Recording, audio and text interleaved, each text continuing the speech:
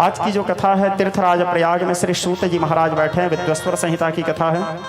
सूत जी महाराज व्यासपीठ में मंचस्थ हैं। शौनक आदि ऋषि बड़े जिज्ञासा भाव से बैठे हुए हैं, जैसे आप लोग बैठे हैं कथा सुनने। और शौनक आदि ऋषि कथा सुना आज पुनः प्रश्न किए कि हे श्री सूत जी महाराज, आपने हमें श्री शिव महापुराण श्रवण का फल तो बताया, साथ में महादेव के प्राप्ति ही कैसे किया जाता है, श्रवण मनन चिंतन, इसके बारे में भी आपने हमें बताया।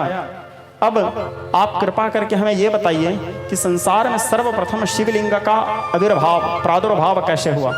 देखो, कभी तो शुरू हुआ होगा ना, और कोई सबसे पहले पूजा किया होगा, तब आज आप पर हम लोग कर रहे हैं, तो शुरुआत कहीं ना कहीं तो हुआ होगा।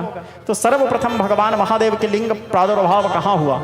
दूसरा, सबसे पहले उनके पूजा किसने किया, सबसे पहले उसके पूजा करवाने वाले पंडित कौन थे, सबसे पहले उसके पूजा में बैठने वाले यजमान कौन थे, और किस प्रकार भगवान महादेव इस संसार में सर्वप्रथम आए, उसके लिंग प्रादुर्भाव की कथा, लिंगोद्भव की कथा आप हमारे वास्ते वर्णन कीजिए। ऐसे श्री सूत जी महाराज से प्रश्न कौन किए, और जो कथा सुनने के लिए जितने ऋषि लोग बैठे थे, शौनक आदि ऋषि, वो लोग पूछे। तब श्री सूत जी महाराज कहे, प्रीति शौनक चिते, ऐ ऋषियों, तुम लोगों के अंदर में बड़ा प्रीति है भगवान सदाशिव के चरणों में, जो तुम सनह सनह पुनः पुनः बार बार भगवान श्री शंभ सदाशिव के पावन गाथाओं को सुनने की जिज्ञासा अपने अंदर में प्रकट करते हो। अब कथा आरंभ किए। कब हुआ शुरू, ध्यान से सुनना, ठीक है। एक समय की बात है, ब्रह्मा जी और नारायण जी, इन दोनों के बीच में मित्रवत व्यवहार था। ब्रह्मा जी और नारायण जी के बीच में मित्रवत व्यवहार था। नारायण जी सनय सनय आते रहते थे ब्रह्मलोक, क्योंकि ब्रह्मा जी सत्यलोक ब्रह्मलोक में निवास करते हैं। तो मैं ब्रह्मा चतुर्मुखो सत्यलोक के पितामह। तो और नारायण जी कहाँ निवास करते हैं, वैकुंठ में, भगवान विष्णु। तो सनय सनय नारायण जी आते रहते थे। जब नारायण जी आते थे तो ब्रह्मा जी उनका खूब मान सम्मान करते थे, खूब आदर करते थे, 56 भोग लगाते थे भगवान को, क्योंकि नारायण जी में 56 भोग लगता है। देखो, यहाँ पे आप लोगों को छोटा सा मैं जानकारी शेयर कर रहा हूँ, मानना ना मानना आपके ऊपर है। क्योंकि मैं जिस दिन कथा आरंभ किया था उस दिन भी बोला था मेरे को आता वाता है नहीं, ऐसे अपने टूटी फूटी भाषा में आप लोगों को बताता हूँ, को मजा आता है सुनने में, इसीलिए सुनाता हूँ। मेरे को ज्ञान नहीं है, हाँ, लेकिन थोड़ा सा शेयर कर रहा हूँ जो मैं जानता हूँ। 56 भोग आजकल जनरली देखते हो, सब लोग सब देवी देवता में 56 भोग लगा देते हैं। गणेश जी में भी 56 भोग लगा रहे हैं, दुर्गा जी में भी 56 भोग लगा रहे हैं, हनुमान जी में भी 56 भोग लगा रहे हैं। 56 भोग सब देवी देवताओं में नहीं लगाया जाता, ध्यान देना। 56 भोग जो है, ये जो आंकड़ा है 56, ये सब देवी देवताओं में नहीं लगाया जाता। 56 भोग केवल मात्र भगवान श्री नारायण जी को ही लगाया जाता है। भगवान नारायण को ही 56 भोग लगाते हैं, चाहे भगवान श्री कृष्ण प्रभु हो, विष्णु जी हो, राम जी हो, जगन्नाथ जी हो, केवल नारायण जी को ही 56 भोग लगाते हैं। क्यों लगाते हैं, हर चीज के पीछे क्यों होना चाहिए ना, कारण क्या है 56 भोग लगाने का। देखो, दिन भर में 8 प्रहर होते हैं। कितने प्रहर होते हैं, 8 प्रहर। तो 8 प्रहर में जब भगवान देवराज इंद्र, श्रीमद् भागवत महापुराण में आप लोग कथा सुने होंगे, मैं भागवत में आप लोगों को कथा बताता हूँ, यूट्यूब में डाला भी है, आप लोग देखिएगा। गोवर्धन लीला की कथा। देवराज इंद्र के जब मान मर्दन करने के लिए भगवान देवराज इंद्र जब चारों मेघ को आदेश करके ब्रज को नष्ट करने के लिए घोर बारिश किए थे, तो घोर बारिश से ब्रजवासी व्याकुल होकर के आर्तनाद करते हुए भगवान श्री कृष्ण प्रभु के चरणारविंद की वंदना करते हुए कहे, पाहि पाहि महायोगिन भक्तानाम भयंकर, हे कृष्ण हमारी रक्षा करो, देवराज इंद्र हमारे ऊपर कुपित हो गए हैं। और सब लोग जब इंद्र के कोप से ग्रसित होकर के भगवान श्री कृष्ण के शरण में आए, कृष्णाय वासुदेवाय हरिये परमात्मने प्रणतक्लेशनाशाय गोविंदाय नमो नमः, भगवान श्री कृष्ण प्रभु का प्रार्थना किए, तो कृष्ण जी ब्रजवासियों की रक्षा के लिए गिरिराज गोवर्धन पर्वत को अपने भुजा के कनिष्ठ अंगुली, इस अंगुली का नाम है कनिष्ठ, कनिष्ठ अंगुली के नख के अग्रभाग में उठाए थे। 7 दिन 7 रात तक उठाए थे भगवान। कितने दिन तक उठाए थे, 7 दिन 7 रात। देवराज इंद्र बारिश करते करते थक गए, भगवान उस दिन कुछ नहीं खाए थे, 7 दिन 7 रात पर्वत को लेकर के खड़े थे। तो एक दिन में 8 प्रहर होता है, तो 7 दिन में कितने प्रहर हुआ, 7 अट्ठे हैं, 7 अट्ठे कितना होता है, 56 प्रहर भगवान भोग ग्रहण नहीं किए थे। इसलिए भगवान जब गिरिराज गोवर्धन को नीचे रखे तो पूरे ब्रजवासी मिलकर के, चूंकि 7 दिन 7 रात भगवान भोजन ग्रहण नहीं किए थे, इसलिए भगवान को 7 दिन 7 रात की मात्रा में एक साथ 56 भोग लगाया गया। इसीलिए भगवान श्री कृष्ण प्रभु में 56 भोग लगते हैं, ठीक है, सब में नहीं लगते। और महालक्ष्मी जी में भोग लगाने के लिए सबसे मुख्य बताया गया है लक्ष्मी पुराण में, सुदशा व्रत में 10 प्रकार के भोग माता महालक्ष्मी में लगते हैं। लक्ष्मी जी के भोग की मात्रा है 10। महालक्ष्मी जी में 10 प्रकार के भोग लगाते हैं। लक्ष्मी जी में के भोग की मात्रा मुख्य रूप से 10 हैं। और बाकी सारे देवी देवताओं में आप श्रद्धा से 5, 3, 4 जितना चाहो लगाओ, एक अलग बात है। 58, 60, 70 भी लगा दो, लेकिन 56 ये जो आंकड़ा है ये केवल नारायण जी के लिए है। नारायण जी लगाते हैं क्योंकि नारायण जी मुख्य खाने वाले देवता हैं। नारायण जी भगवान हमारे जगन्नाथ जी जो हैं भाव प्रधान देवता है, प्रेम प्रधान देवता है। जगन्नाथ जी के लिए वैदिक रीति नीति इन सबसे ज़्यादा महत्वपूर्ण है भाव। जगन्नाथ जी भाव देखते हैं। जगन्नाथ जी मंत्र तुम्हारा कैसा है, तुम्हारे आसन में कैसे बैठे हो, तुम्हारा क्रिया कैसा है, ये सब चीज़ों को नहीं देखते। मुख्य रूप जगन्नाथ जी केवल 2 चीज़ देखते हैं, पहला प्रेम और दूसरा भाव। भाव प्रधान देवता नारायण जी को माने गए हैं। भगवान जगन्नाथ जी जो है, भगवान श्रीमन नारायण जी जो हैं वो भाव प्रधान देवता है, प्रेम प्रधान देवता है। और रामचरितमानस में तुलसीदास जी भी इस बात को लिखे हैं, राम ही केवल प्रेम पियारा, राम ही केवल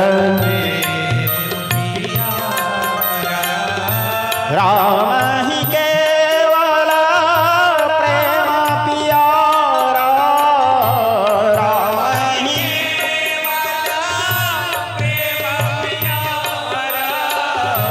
जान ले हूँ सोई जान निहारा, जान ले हूँ सोई जान निहारा, जान ले हूँ सोई जान निहारा, जान ले हूँ सोई जान निहारा। राम ही केवल प्रेम प्यारा। भगवान को चाहिए केवल मात्र प्रेम। प्रेमातुष्यति केवलम न चर भक्तिर गुणैर प्रिय माधवाः। तो भगवान भाव प्रधान देवता हैं। यस्तु खैर, मैं आपको क्या बता रहा था, लिंग उद्भव की कथा, लिंग प्रादुर्भव की कथा। तो नारायण जी सनय सनय ब्रह्मलोक जाते रहते थे। तो ब्रह्मलोक में नारायण जी का बड़ा स्वागत सत्कार होता था, सुंदर सुंदर उनको पकवान लगाते थे। ब्रह्मा जी माता सावित्री के साथ मिल करके भोग लगाते थे। भगवान नारायण के खूब अतिथि देवो भव, अतिथि का खूब सत्कार करते थे, खूब मान सम्मान करते थे। एक दिन की बात है, ब्रह्मा जी विचार किए नारायण जी तो हमारे यहाँ आते ही रहते हैं, एक काम करता हूँ मैं भी एक बार जाके देखता हूँ बैकुंठ नारायण जी के यहाँ। इस प्रकार विचार करके एक बार ब्रह्मा जी भगवान नारायण जी से मिलने के लिए बैकुंठ गए। अब जब ब्रह्मा जी बैकुंठ गए तो भगवान विष्णु सुंदर लेटे हुए थे अपने आसन, अपनी मुद्रा में, शांतकारम भुजगसेनम जो लेटते हैं भगवान। तो भगवान नारायण जी ब्रह्मा जी को आते देखे और बोले आओ आओ आओ वत्स बैठो। ये जो शब्द था ब्रह्मा जी को चुभ गया, आओ वत्स बैठो। वत्स किसे बोलते हैं? अपने पुत्र को बोलते हैं, अपने शिष्य को बोलते हैं, अपने से छोटे को बोलते हैं वत्स। ब्रह्मा जी को ये बात चुभ गया। ब्रह्मा जी बोले अरे हम दोनों में कोई छोटा बड़ा तो है नहीं, दोनों समान हैं। एक न मूर्ति का भेदन त्रिधा बोलते ब्रह्मा विष्णु महेश्वर, त्रिदेव में कोई छोटे बड़े हैं नहीं। लेकिन नारायण तो मेरा अपमान कर दिया, आज मैं नारायण के यहाँ आया तो मुझे वत्स बोले, अर्थात मुझे अपने से छोटे समझे, मुझे नीचा दिखला दिए। ब्रह्मा जी इस बात पर क्रोधित हो गए, रुष्ट हो गए। और रुष्ट होने के बाद नारायण जी से बहस करने लगे। और बहस करते करते वो संवाद इतना बढ़ गया कि वो विवाद का रूप धारण किया। और वो विवाद इतना बढ़ गया कि युद्ध का रूप धारण कर लिया। ब्रह्मा जी नारायण जी को मारने के लिए अपने ब्रह्मचाप में अनेक प्रकार के अस्त्र शस्त्र संघान करने लगे। अब नारायण जी भी आत्मरक्षा, कोई हमको मार रहे हैं तो हम भी तो अपने आत्मरक्षा करेंगे भाई। तो नारायण जी अपने आत्मरक्षा करने के लिए सारंग धनुष पे नारायण जी भी अनेक प्रकार के अस्त्र शस्त्र प्रयोग करने लगे। दोनों के बीच में, ब्रह्मा जी और नारायण जी के बीच में घमासान युद्ध होने लगा। युद्ध होते होते युद्ध प्रलयंकारी हो गया, पूरे विश्व ब्रह्मांड कांप गए। क्योंकि ये कोई साधारण योद्धा लोग नहीं है, स्वयं सृष्टि रचयिता, सृष्टि के आदिकर्ता और सृष्टि के पालन करता नारायण जी और ब्रह्मा जी, त्रिदेवों में, दोनों देवों के बीच में घमासान युद्ध चल रहा है। पूरे विश्व ब्रह्मांड कांप उठा, प्रलयंकारी स्थिति, प्रलय की स्थिति आ गया। अंततो गत्वा जब युद्ध का कोई परिणाम नहीं निकला, क्योंकि ना तो नारायण जी तो हार सकते नहीं, नारायण जी अपराजय योद्धा हैं, पराजित तो हो सकते नहीं। अब ब्रह्मा जी हारेंगे भी नहीं, क्योंकि वो भी ब्रह्मा जी हैं, परम पिता हैं। तो दोनों के बीच में जब अंतिम युद्ध निष्कर्ष कोई नहीं निकला तो ब्रह्मा जी क्या किए, नारायण जी को परास्त करने के लिए अपने ब्रह्मचाप पे पाशुपतास्त्र का संघान करने लगे।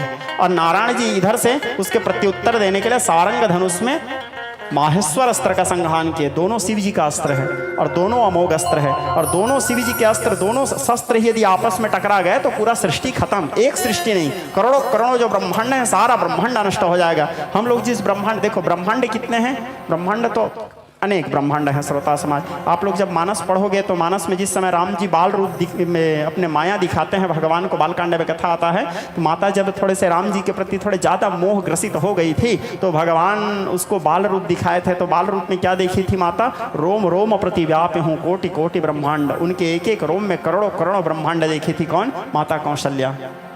दूसरा उत्तरकांड जब आप लोग रामचरितमानस में पढ़ोगे, गोस्वामी तुलसीदास जी लिखते हैं, कौआ एक बार भगवान के मुंह में चले गए थे। मुस्कुराए तो भगवान मुंह में प्रवेश किए। जैसे मुंह में प्रवेश किए तो मुंह के अंदर जा करके वो कागभुसुंडी, वो कौआ क्या देखे थे? तो तुलसीदास जी लिखते हैं उत्तरकांड में, उदर माझ सुनो अंडज राया, देखाओ बहु ब्रह्मांड निकाया। करोड़ों करोड़ों ब्रह्मांड को भगवान के गर्भ में देखे थे। रोम रोम प्रतिव्यापी हूँ कोटि कोटि ब्रह्मांड। माता कौशल्या भी तो इसी बात को बोली है, ब्रह्मांड निकाया निर्मित माया, रोम रोम प्रतिवेद कहे। और भगवान श्री कृष्ण प्रभु कृष्ण लीला, आप लोग जब भागवत कथा सुनते हैं तो आप लोग अनुभव करना, माता यशोदा को जब भगवान मुंह खोले थे, मिट्टी खान लीला, जब मिट्टी खाए थे भगवान, तो मिट्टी खाए थे तो माता यशोदा बोली मुंह खोलो दिखाओ। भगवान तो खैर दिखाने के लिए तैयार नहीं थे। माता जब बार बार जिद की और भगवान मुंह खोले तो माता क्या देखी थी मुंह में?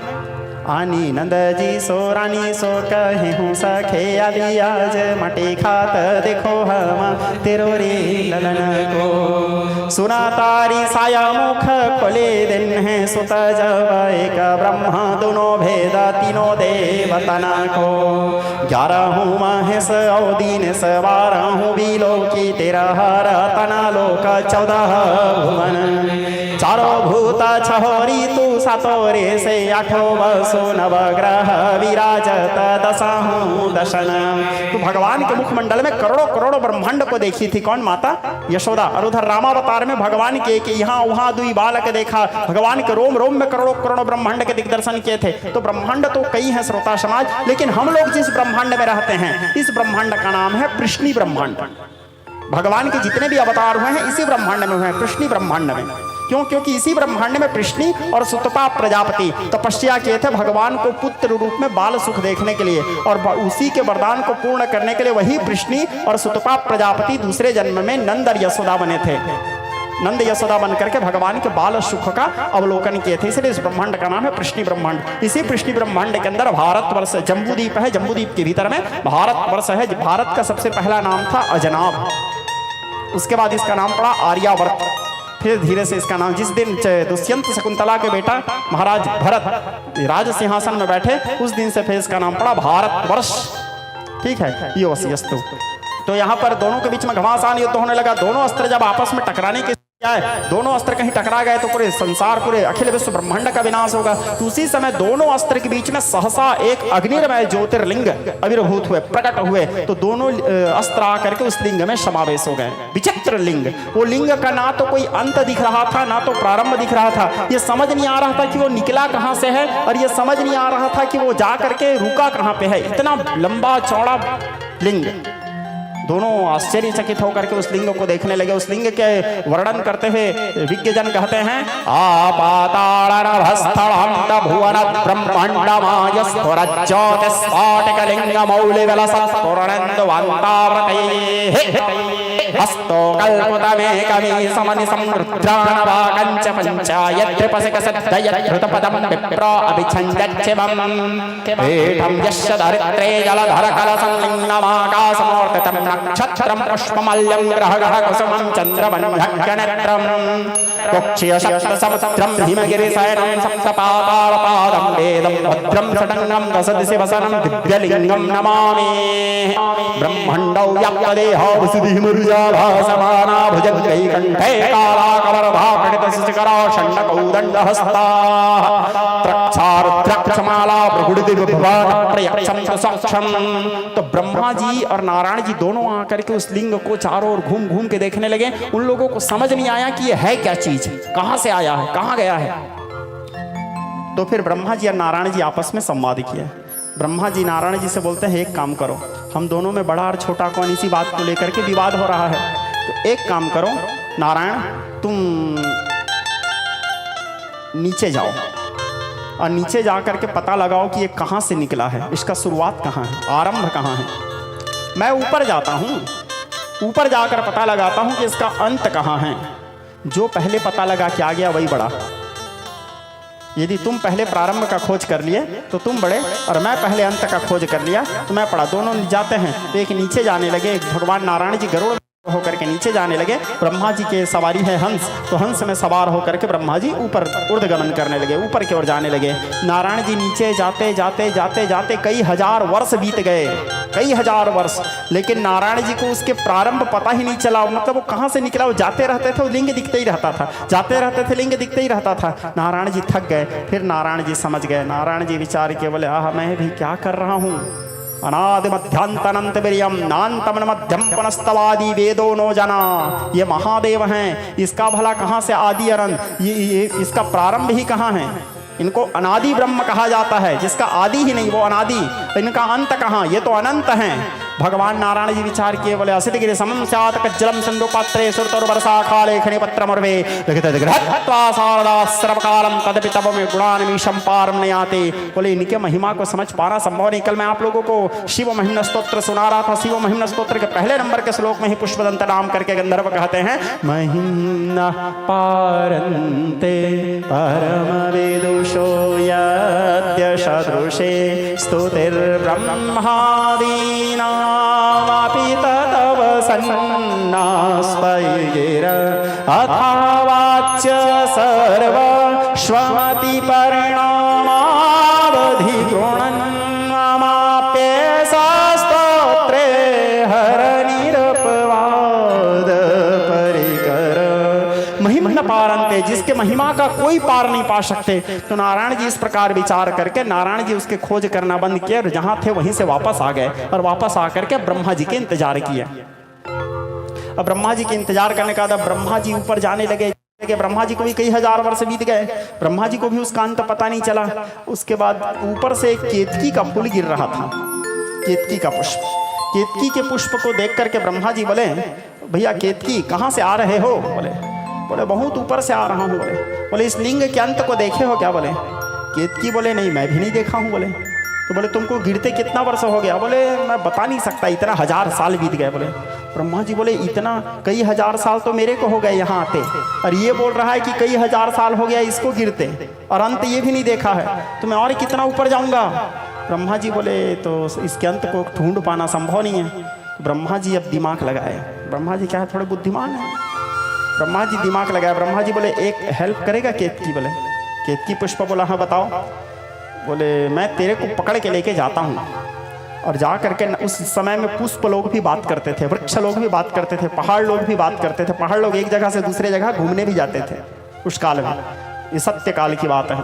तो पुष्प से बोले कि केतकी पुष्प मेरे एक सहायता करो, मैं तुमको लेकर के जाता हूँ और जा करके नारायण से ये कहूँगा कि मैं तुमको इस लिंग के सबसे ऊपर में तुम चढ़े थे और वहाँ से उठा के लेके आ रहा हूँ। तो इससे सिद्ध हो जाएगा कि मैं अंत को खोज लिया हूँ, यानी सबसे आखिरी से तुमको उठा के ला रहा हूँ, यानी अंत को मैं खोज लिया हूँ। तो क्या है नारायण से श्रेष्ठ मैं हो जाऊँगा, नारायण से ज्येष्ठ मैं हो जाऊँगा, नारायण मेरे को बड़े मान करके मेरे को प्रणाम करेंगे। केतकी बोला लेकिन ये तो झूठ है, और झूठ के समान कोई पाप नहीं है, इतना बड़ा पाप हो भी नारायण से झूठ बोलना, मैं नहीं बोलूँगा। बोले ब्रह्मा जी उसको लालच दिए। ब्रह्मा जी बोले देख केतकी, यदि तू मेरा इस कार्य को करेगा तो मैं तेरे को यज्ञ में भाग दूंगा, तेरे को देवताओं के समान सम्मान मिलेगा। जैसे इंद्र वरुण कुबेर को देवता मान के पूजा करते हैं, वैसे केतकी देवता बोल के तेरे को पूजा करेंगे। अब ब्रह्मा जी में वो पावर है, ब्रह्मा जी किसी को भी देवतुल्य बना सकते हैं, सृष्टि करता है ब्रह्मा जी। तो बोले तेरे को इतना पावरफुल बना दूंगा मैं। अब लालच किसको नहीं होता श्रोता समाज। केतकी विचारा को भी मैं साधारण से फूल से देवता बन जाऊं, ये वाला लालच आ गया, लोभ। और लोभ आने के बाद केतकी बोला ठीक है चलो। बोला केतकी को लेके आए। लेके आने के बाद नारायण जी को बोले क्यों नारायण तुमने प्रारंभ को खोजा। नारायण जी बोले नहीं मैं नहीं ढूंढ पाया। नारायण जी सत्य थे तो सत्य बोल दिए, और नारायण जी का नाम ही सत्य नारायण है। सत्यव्रतम सत्यसंगम सत्यनारायणम हरिम यत् सत्येन जगत सत्यम सत्यम त्वं प्रणमाम्यहम। नारायण जी जो है श्रोता समाज वो सत्य स्वरूप हैं। तो नारायण जी सत्य बोले कि नहीं मैं नहीं ढूंढ पाया भाई, हाथ जोड़ दिए। ब्रह्मा जी बोले हम ढूंढ लिए, बोले हम इस लिंग के अंत को खोज के आए हैं। एक केतकी पुष्प ऊपर में चढ़ा था, देखो हम लेकर के आए हैं। नारायण जी पूछे क्यों भैया केतकी तुमको ला रहे हैं ब्रह्मा जी ऊपर से? केतकी बोल दिया हाँ हाँ मेरे को ऊपर से ला रहे हैं। बोले अंत को ढूंढ लिया है? बोले हाँ हाँ ढूंढ लिया है। बोले नारायण बोले ठीक है ढूंढ लिया हो तो तुम ही बड़े हो ब्रह्मा जी। बोले अब ब्रह्मा जी बड़े हैं तो ब्रह्मा जी का प्रणाम करना पड़ेगा। तो ब्रह्मा जी का प्रणाम करने के लिए नारायण जी जैसे झुकने वाले थे, तुरंत उस लिंग के अंदर से भगवान सर्वेश्वर संब सदाशिव विचित्र विकराल महारुद्र स्वरूप में प्रकट हुए। भयावह स्वरूप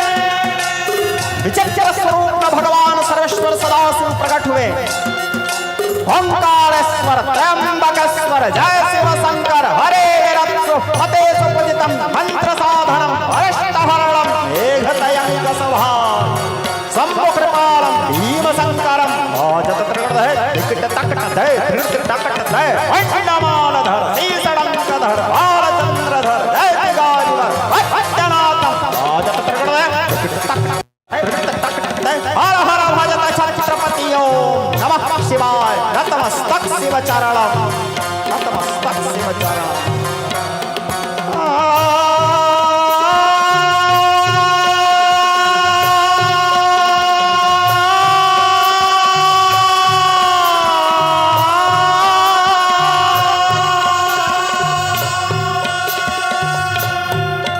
विचित्र अत्याधिक क्रोध में स्वरूप से भगवान महादेव प्रकट हुए। महारुद्र स्वरूप में। स्वरूप कैसा?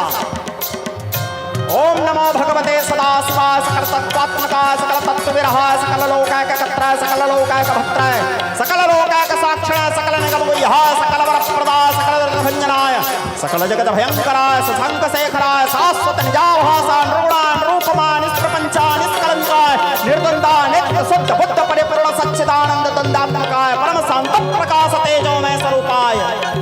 जय जय महारुद्र महारुद्र भद्रावतार दुखावरदान काल भैरव कपाल भैरव कल्पांत भैरव खट्टंग खड़ग चर्म पास अंकुश डमरू शूल भिंदी कुशल मुदगर पट्टेश्वरी भूषण कर सहस्त्र दष्टा कराल विकटाट्टहास विस्फारित मंडल ब्रह्मांड मंडल ब्रह्मांड कुंडल नागेंद्र हार नागेंद्र वलय चर्माम्र मृत्युंजय त्र्यंबक त्रिपुरांतक विश्वतो मुख सर्वतो रक्ष रक्ष माम जल जल त्र्यंबक त्रिपुरांतक नमस्ते नमस्ते नमस्ते। अत्याधिक क्रोधमय स्वरूप में भगवान महारुद्र प्रकट हुए। भ्रुकुटी विलास के भाव को ताने तो उनके भाव से अत्याधिक काले रंग के भगवान शंकर के एक स्वरूप प्रकट हुए जो कहलाए काल भैरव। शूल टंक पास दंड पाणवादि मोचनम काल भैरव भजे। काल भैरव आविर्भाव हुए। काल भैरव को देख के अत्याधिक क्रोध में भगवान महारुद्र कहे काल भैरव। ब्रह्मा उस समय ब्रह्मा जी के 5 मुंडी थे, पंचमुख। बोले ब्रह्मा के जाओ वध करो। काल भैरव भगवान महादेव के आदेश प्राप्त करके शिव शासनतः खड्ग उठा करके ब्रह्मा जी को मारने के लिए दौड़े। ब्रह्मा जी भीत भीत भूकंपः कांप गए। नारायण के सामने आए। सामने आकर के नारायण जी भगवान महारुद्र के स्तवन करने लगे, उनके प्रार्थना करने लगे, उनके पुकार करने लगे। तो विज्ञ स्नेही स्वजन भगवान सर्वेश्वर सदाशिव के जब प्रार्थना किए, कौन? नारायण जी। तो फिर नारायण जी को भगवान सदाशिव बोले क्या इच्छा है नारायण, क्यों स्तवन कर रहे हो? तो बोले प्रभु ब्रह्मा की गलती को क्षमा कर दो प्रभु। ठीक है ब्रह्मा से गलती हो गया, वो झूठ बोल दिया, पाप किया है। सांच बराबर तप नहीं, झूठ बराबर पाप, झूठ के समान पाप किया है वो, क्षमा कर दो प्रभु। आप तो कारण करुणावरुणालय हैं, कृपा के सिंधु हैं, करुणा के समुद्र हैं। हम त्रिदेवों में शेख हैं ब्रह्मा, इनको क्षमा कर दो। नारायण जी जब बार बार क्षमा याचना किए तो भगवान सदाशिव बोले देखो नारायण, यदि अपराधी को दंड नहीं मिला और अपराध बढ़ेगा, अराजकता फैलेगा। न्याय शास्त्र में दंड का विधान है। न्यायो ही दंडा कृते किलमिषावतार। यदि अपराधी को दंड नहीं मिला तो वो और अपराध करेगा और दंड अपराध फैलाएगा, इसलिए अपराधी को दंड मिलना आवश्यक है। ब्रह्मा अपराधी है, अपराध किया है। ठीक है, तुम प्रार्थना कर रहे हो, चूंकि भगवान सदाशिव नारायण से बहुत प्रेम करते हैं। कल मैं आप लोगों को व्याख्या भी किया हूँ, दोनों एक दूसरे के पूरक हैं। चूंकि मैं तुमसे बहुत स्नेह करता हूँ नारायण, इसलिए तुम्हारे कहने पर मैं ब्रह्मा को प्राण दान देता हूँ। लेकिन जिस मुख से ये झूठ बोला है, जिस मुख से ये झूठ बोला है, उस मुख को काट दिया जाए। काल भैरव से कहे, काल भैरव जिस मुख से ब्रह्मा झूठ बोले हैं उस मुख को खंडन करो। तो ब्रह्मा के उस सिर को काट दिए भगवान सदाशिव के कहने। भगवान सदाशिव को झूठ बस पसंद नहीं है श्रोता समाज, क्योंकि भगवान सदाशिव सत्य के मूर्तिमान स्वरूप हैं, सत्य स्वरूप हैं। तो भगवान सदाशिव नारायण के प्रार्थना करने पर प्राणदान तो दिए, लेकिन जिस मुखमंडल से झूठ बोले थे ब्रह्मा के, उस मुख को कटवा दिए। अब ब्रह्मा के उस मुख को कटा, यानी ब्रह्मा के एक गला गया, अब 4 मुंडी बचा है, इसीलिए ब्रह्मा चतुर्मुख हुए। पहले ब्रह्मा जी के 5 मुख थे। इसके कारण भगवान सदाशिव को थोड़ा ब्रह्म हत्या भी लगा था, चूंकि ब्रह्मा ब्राह्मण थे। उसका प्रायश्चित भी किए हैं वो। अब काटने के बाद ब्रह्मा जी को श्राप देते हुए भगवान सदाशिव कहे कि ब्रह्मा, तुम छल करके नारायण से झूठ बोले हो अपने आप को श्रेष्ठ सिद्ध करने के लिए, इसलिए जाओ मैं तुमको श्राप देता हूँ ब्रह्मा। आज के बाद इस संसार में ना तो कहीं तुम्हारा मंदिर बनेगा, ना कहीं तुम्हारी मूर्ति स्थापना होगा, और ना ही कहीं तुम्हारी पूजा होगा। ब्रह्मा जी को श्राप दिया। इसीलिए आप लोग देखना, कहीं भी ब्रह्मा जी के ना तो मूर्ति बिठाए, जैसे दुर्गा बिठाते हो, गणेश बिठाते हो, लक्ष्मी नारायण बिठाते हो, कभी ब्रह्मा बिठाते नहीं देखे हो। हनुमान जी, गणेश जी, दुर्गा जी सबके मंदिर देखते हो, कभी ब्रह्मा जी के मंदिर नहीं देखे हो आप, क्योंकि भगवान शंकर के द्वारा, भगवान सदाशिव के द्वारा श्रापित हैं। कौन? ब्रह्मा जी। कहीं तुम्हारा मंदिर नहीं बनेगा। एक जगह बस है ब्रह्मा जी का मंदिर। कहाँ? पुष्कर में। तीर्थों का राजा माना जाता है श्रोता समाज तीर्थराज प्रयाग को, और तीर्थों का गुरु माना जाता है पुष्कर को। पुष्कर में भगवान खेताराम जी के द्वारा बनाया गया है वो मंदिर। किनके द्वारा? खेताराम जी के द्वारा। खेताराम कौन है? कई लोग इनको ब्रह्मा जी का अंश भी मानते हैं। ये राजपुरोहित समाज जो राजस्थान में अधिकांश रहते हैं, प्रायः राजपुरोहित समाज के गुरु हैं। ऐसे हम सभी सनातनियों के गुरु हैं खेताराम जी महाराज। तो राजपुरोहित समाज में ब्रह्मत्व जब विलुप्त होने के कगार में था, ब्रह्मत्व जब नष्ट हो रहा था, तो खेताराम जी महाराज विचार किए सभी के अंदर फिर से ब्रह्मत्व जागृत करना है। इसके लिए क्या करना? तो विशाल विराट आयोजन किए और पुष्कर में ब्रह्मा जी के सुंदर मंदिर बनाए, और मंदिर बना करके वहाँ ब्रह्मा जी के प्राण प्रतिष्ठा किए। और ब्रह्मा जी के प्राण प्रतिष्ठा करने के बाद फिर खेताराम जी महाराज उसका प्रायश्चित करने के लिए योगासन में बैठ करके अपने प्राण का उत्सर्जन भी कर दिए थे। क्यों? क्योंकि भगवान महादेव के द्वारा श्रापित है, बनाना नहीं है, लेकिन बनवाए हैं। क्यों बनाए? वो भी संसार के कल्याण के लिए बनाए, ब्रह्मत्व जागृत करने के लिए बनाए। लेकिन उसके प्रायश्चित, चूंकि भगवान सदाशिव के श्राप था, प्रायश्चित करने के निमित्त भगवान खेताराम जी महाराज सब भोजन भंडारा आदि सब जब निवृत्त हुआ, मंदिर के प्राण प्रतिष्ठा आदि सारा कार्य जब संपादित हुए, तो प्रायश्चित करने के लिए अपने प्राण को योग विद्या के द्वारा उत्सर्जित के भगवान सदाशिव को समर्पित कर दिए। अब ब्रह्मा जी को श्राप दिए। ब्रह्मा जी को श्राप देने के बाद भगवान सदाशिव क्या है? न्याय प्रिय देवता हैं। न्याय सबको लाइन के बाहर करते हैं। केतकी पुष्प का पारी आया, ब्रह्मा जी का तो काम हुआ। केतकी पुष्प को झूठ बोला था भगवान महादेव, बोले केतकी तुमने ब्रह्मा के झूठ पर साथ दिया है, इसलिए जाओ मैं तुम्हारा त्याग करता हूँ। आज के बाद मेरे किसी भी पूजा में, मेरे किसी भी आराधना में, मेरे किसी भी उपासना में तुम्हारे फूल को नहीं चढ़ाया जाएगा। केतकी पुष्प को भगवान महादेव अपने पूजा से वर्जित किए, इसलिए केतकी पुष्प को भगवान शिव जी में नहीं चढ़ाते। केतकी पुष्प जानते हो ना आप लोग? हाँ, केतकी पुष्प भगवान सदाशिव में नहीं चढ़ाया जाता, भगवान महादेव में वर्जित है, क्योंकि उसके झूठ बोलने के कारण उसको श्रापित किए हैं भगवान। तो नारायण जी फिर उसके लिए भी प्रार्थना की है। बोले प्रभु केतकी की गलती को भी क्षमा कर दो, लोभ में आ गया था प्रभु। अब लोभ किसको नहीं होता प्रभु? प्रभुता का लोभ किसको नहीं? कौन आदमी अपने आप में पद नहीं पाना चाहता? कौन प्रतिष्ठा प्राप्त नहीं करना चाहता? सुत वित्त लोक ईसना तीनी यही के मत यस कृतन मलिनी। तो प्रतिष्ठा के मोह में अंधा हो गया था प्रभु, इसके अपराध को क्षमा करो। जब बार बार क्षमा याचना किए, तो क्षमा याचना करने के बाद नारायण जी बोले, भगवान सदाशिव बोले देखो श्राप को तो वापस नहीं ले सकता, त्याग दिया तो त्याग दिया, हाँ, लेकिन आप निवेदन कर रहे हो नारायण, आप प्रार्थना कर रहे हो, इसलिए मैं इसको स्वीकार तो करूंगा, लेकिन मेरे मंदिर के बाहर तक।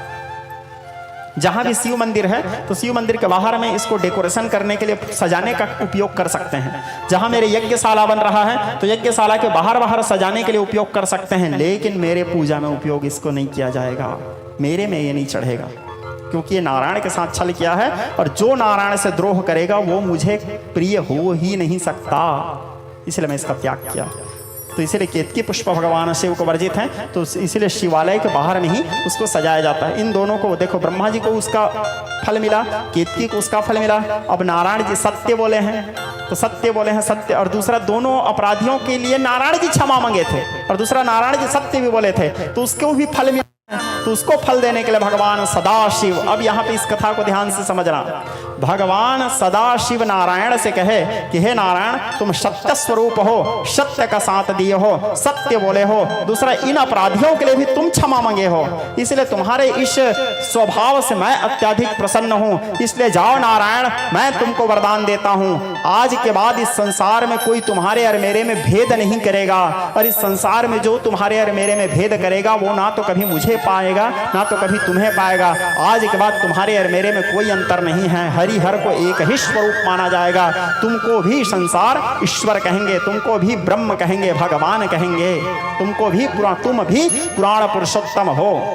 तो यहाँ पर भगवान सदाशिव नारायण जी को पुराण पुरुषोत्तम वेदांत वेद्य या भगवान नारायण जी को ईश्वर समतुल्य यानी अपने आप के समान बनाए, और उस दिन से फिर संसार में हरि और हर में भेद नहीं देखा जाता, जो मैं आप लोगों को कल समझा रहा था। जो भगवान शिव जी में और जो भगवान जगन्नाथ जी में, नारायण जी में अंतर देखते हैं, ना तो वो कभी नारायण को पा सकते हैं ना तो कभी शिव को पा सकते हैं। शिव को पाना है तो नारायण के भजन करना पड़ेगा, और नारायण को पाना है तो शिव का भजन करना पड़ेगा, दोनों एक दूसरे के पूरक हैं। हरि हरे एक रूप गुणशीला, तो इस प्रकार लिंगोद, तो उसके बाद फिर वो लिंग सौम्य स्वरूप, जो लिंग प्रकट हुआ था वो लिंग सौम्य स्वरूप धारण किया, सहज स्वरूप, सरल स्वरूप, सहज स्वरूप धारण कर। यार ये लिंग कहाँ प्रकट हुआ था? अरुणाचल में प्रकट हुआ था। तो इस लिंग को फिर सबसे पहले इस लिंग के पंडित बने ब्रह्मा जी, और जजमान बने कौन? नारायण जी। स्वयं नारायण जी पूजा करने लगे और ब्रह्मा जी बैठ के पूजा करवाने लगे। दोनों मिलकर सर्वप्रथम भगवान सांब सदाशिव के पूजन करने लगे। इस प्रकार लिंगोद्भव की कथा श्री सूत जी महाराज सौनक आदि ऋषियों को सुनाए। अब भगवान महादेव की पूजा करना कैसे चाहिए? सूत जी से पुनः प्रश्न किए कि हे सूत जी महाराज, ये आपने तो शिवलिंग आविर्भाव की कथा बताया हमें, अब आप हमें कृपा करके ये बताइए कि शिवलिंग का पूजा करना कैसे चाहिए, किस प्रकार के लिंग का पूजा करना चाहिए, आप कृपा करके हमारे वास्ते वर्णन कीजिए। देखो, सबसे पहले तो शिवलिंग शब्द के अर्थ को समझो। शिवलिंग कहने का तात्पर्य यहाँ पे कुछ भ्रांतियाँ हैं। कुछ लोग क्या सोचते हैं, शिवलिंग यानी भगवान महादेव के लिंग। शिवलिंग यानी भगवान महादेव के लिंग नहीं है। लिंग शब्द का अर्थ होता है प्रतीक। लिंग शब्द का अर्थ क्या होता है? प्रतीक। जैसे पुल्लिंग यानी पुरुष का प्रतीक, स्त्रीलिंग यानी स्त्री का प्रतीक, वैसे शिवलिंग यानी वो भगवान शिव का प्रतीक है। प्रतीक, शिवलिंग का अर्थ क्या है? भगवान शिव के प्रतीक हैं। वो शिव जी के लिंग नहीं है, प्रतीक, भगवान शिव के प्रतीक, इसलिए उसको शिवलिंग कहा जाता है। तो शिवलिंग के कैसे करें? देखो, शिवलिंग आप ये यथम मम प्रपद्यन्ते तास्तथैव भजाम्य हम, कलयुग अभी वर्तमान युग में शिवलिंग में पार्थिव पूजन का विशेष महत्व है। मिट्टी के बनाए हुए जो शिवलिंग होते हैं, और उसमें विशेषतः भीमोरा के मिट्टी, भीमोरा जहाँ पे नाग का भीमोरा रहता है, वहाँ बिल्व वृक्ष के नीचे का मिट्टी, बट वृक्ष के नीचे का मिट्टी, उसे ला करके, या किसी संगम तट का मिट्टी ला करके, जैसे अभी हमारे छत्तीसगढ़ में संगम है राजीव, वहाँ के संगम तट के मिट्टी, या प्रयागराज संगम है, तट है, यहाँ शिवरी नारायण में भी संगम है, शिवरी नारायण में भी संगम है, तो वहाँ के संगम के मिट्टी को भी ला करके संगम तट के मिट्टी से भगवान शिवलिंग पार्थिव पूजन करें। पार्थिव पूजन का विशेष महत्व है। या फिर आप स्फटिक पत्थर के भी शिवलिंग का पूजन कर सकते हैं, या फिर धातु लिंग जैसे आप चांदी के या स्वर्ण के या पारद शिवलिंग के पूजन का भी विशेष महत्व है, पारद शिवलिंग के पूजन कर सकते हैं, या फिर पत्थर पाषाण शिवलिंग का भी पूजन कर सकते हैं। या आपके पास ये सब उपलब्ध नहीं है तो फलेश्वर महादेव, फलों से शिवलिंग की रचना करके भी आप शिव जी का पूजन कर सकते हैं। जैसे केले से शक्ति बना लिए, बीच में एक अनानास रख दिए, बन गया शिवलिंग। फलों से, धान से, चावल से, बालू से, इस प्रकार भी शिव, आटा से, आटा जो गूंथते हैं आटेश्वर महादेव, उससे भी भगवान महादेव के पूजन कर सकते हो। और यदि ये सब भी नहीं है तो आप लिंग मुद्रा का भी प्रयोग करके, लिंग उसको देख करके मानसिक पूजन कर सकते हो लिंग मुद्रा का। भगवान महादेव के लिए, जिसमें सबसे विशेषतः नर्मदेश्वर महादेव का सबसे महत्वपूर्ण महत्व बताया गया है। क्योंकि नर्मदेश्वर शिवलिंग जो होता है श्रोता समाज, उसे जीवित शिवलिंग माना जाता है। नर्मदेश्वर शिवलिंग का प्राण प्रतिष्ठा नहीं किया जाता।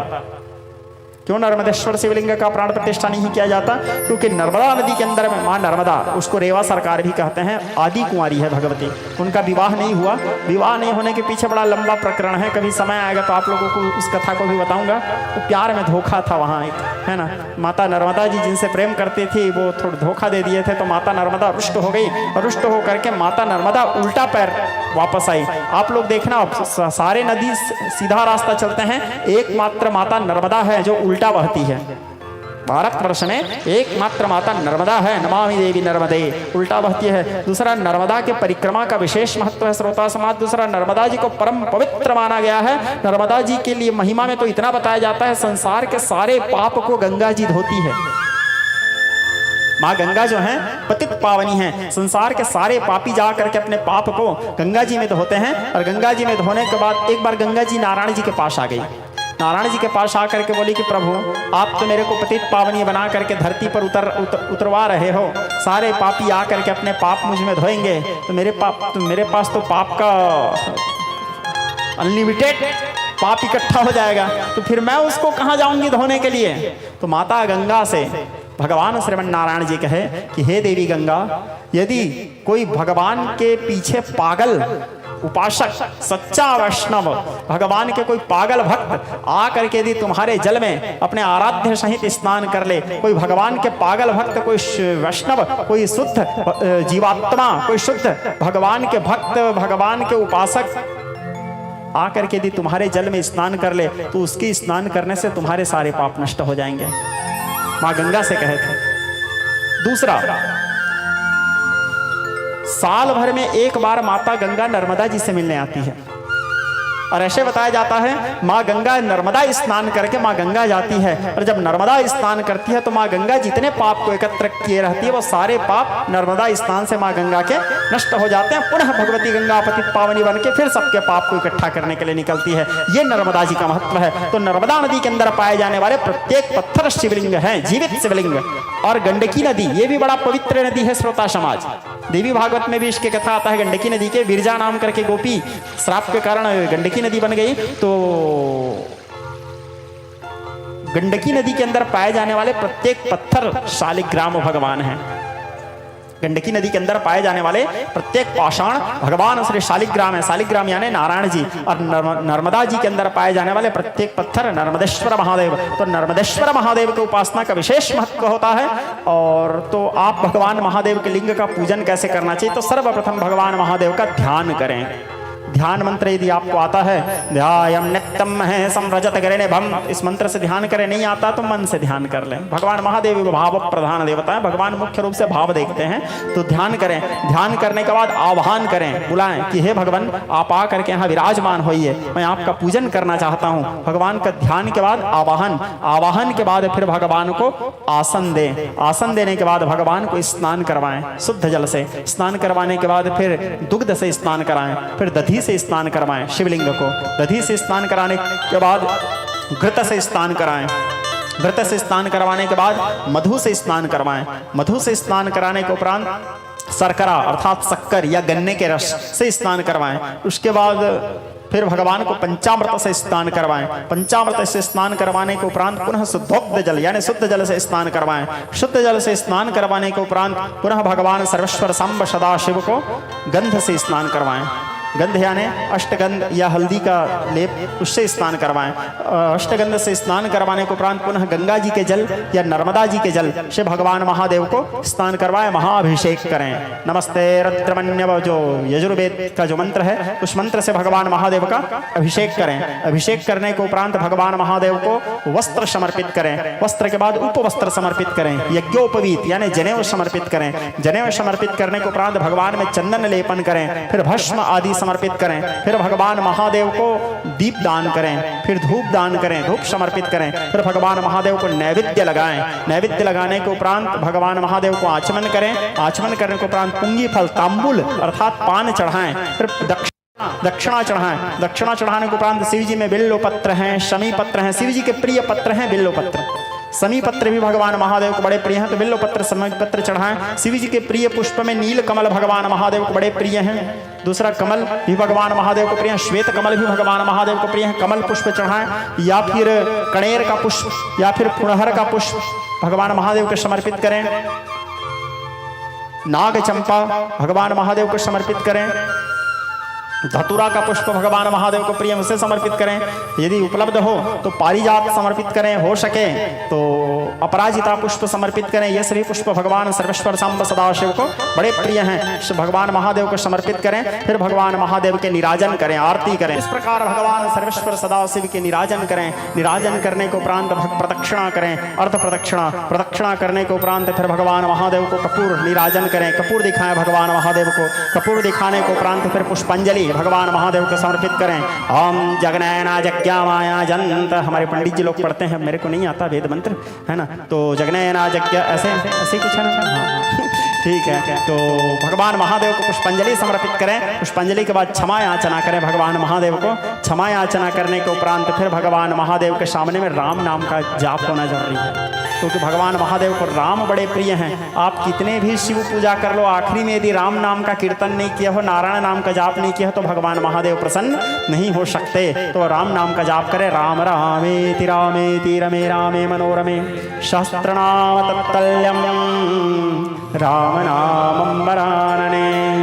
तो भगवान महादेव को राम नाम का संकीर्तन करें, भगवान महादेव को राम नाम सुनाएं। उसके बाद भगवान महादेव को क्षमा याचना कर भगवान महादेव को प्रणाम करें। यदि पार्थिव लिंग है तो फिर राम नाम जाप करते हुए या शिव नाम पंचाक्षर मंत्र जाप करते हुए, शिव नाम करते हुए भगवान के पार्थिव लिंग को विसर्जित करें। इस प्रकार भगवान महादेव के पूजन, शिवलिंग का पूजन करनी चाहिए। श्री सूत जी महाराज सौनक आदि ऋषियों से कह, ऋषियों जो सर्वेश्वर भगवान सदाशिव को सच्चे भाव से, सच्चे श्रद्धा से पूजन करते हैं, भगवान महादेव उसको अकाल मृत्यु से बचाते हैं, क्योंकि भगवान महादेव को महामृत्युंजय कहा गया है। अकाल मृत्यु से उनकी रक्षा करते हैं, आयु और ऐश्वर्य प्रदान करते हैं भगवान महादेव।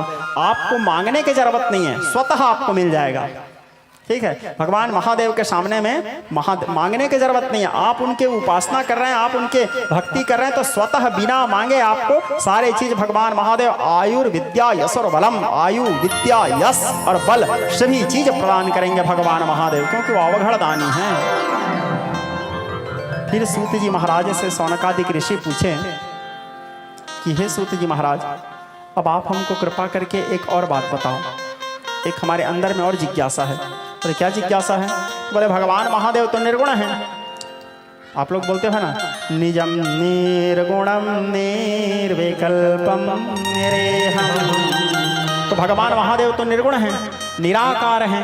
निराकार शब्द का अर्थ होता है जिसका कोई आकार नहीं है। निर्गुण जो भगवान त्रिगुणातीत हैं, जो निर्विशेष हैं। तो भगवान महादेव जब निर्गुण हैं तो सगुण रूप धारण कब किए, कैसे किए, कहाँ किए? वो तो निर्गुण है, उनका कोई रूप नहीं। बिनु पग चले सुने बिनु काना है भगवान महादेव। तो फिर वो रूप कैसे आया उनका? आप लोग देखते हैं भगवान महादेव ऐसे ध्यान के मुद्रा में बैठे हैं। ध्यायम नित्यम महेशम रजतैर्निभम, बगल में जगदम्बा बैठी है, गोद में गणेश जी बैठे हैं। भगवान महादेव को तो परम ब्रह्म कहा जाता है। अब ब्रह्म कौन है? न माता न पिता तस्य न भार्या न सुता नात्म्यो न परश्चापि न देहो न जन्मेव च।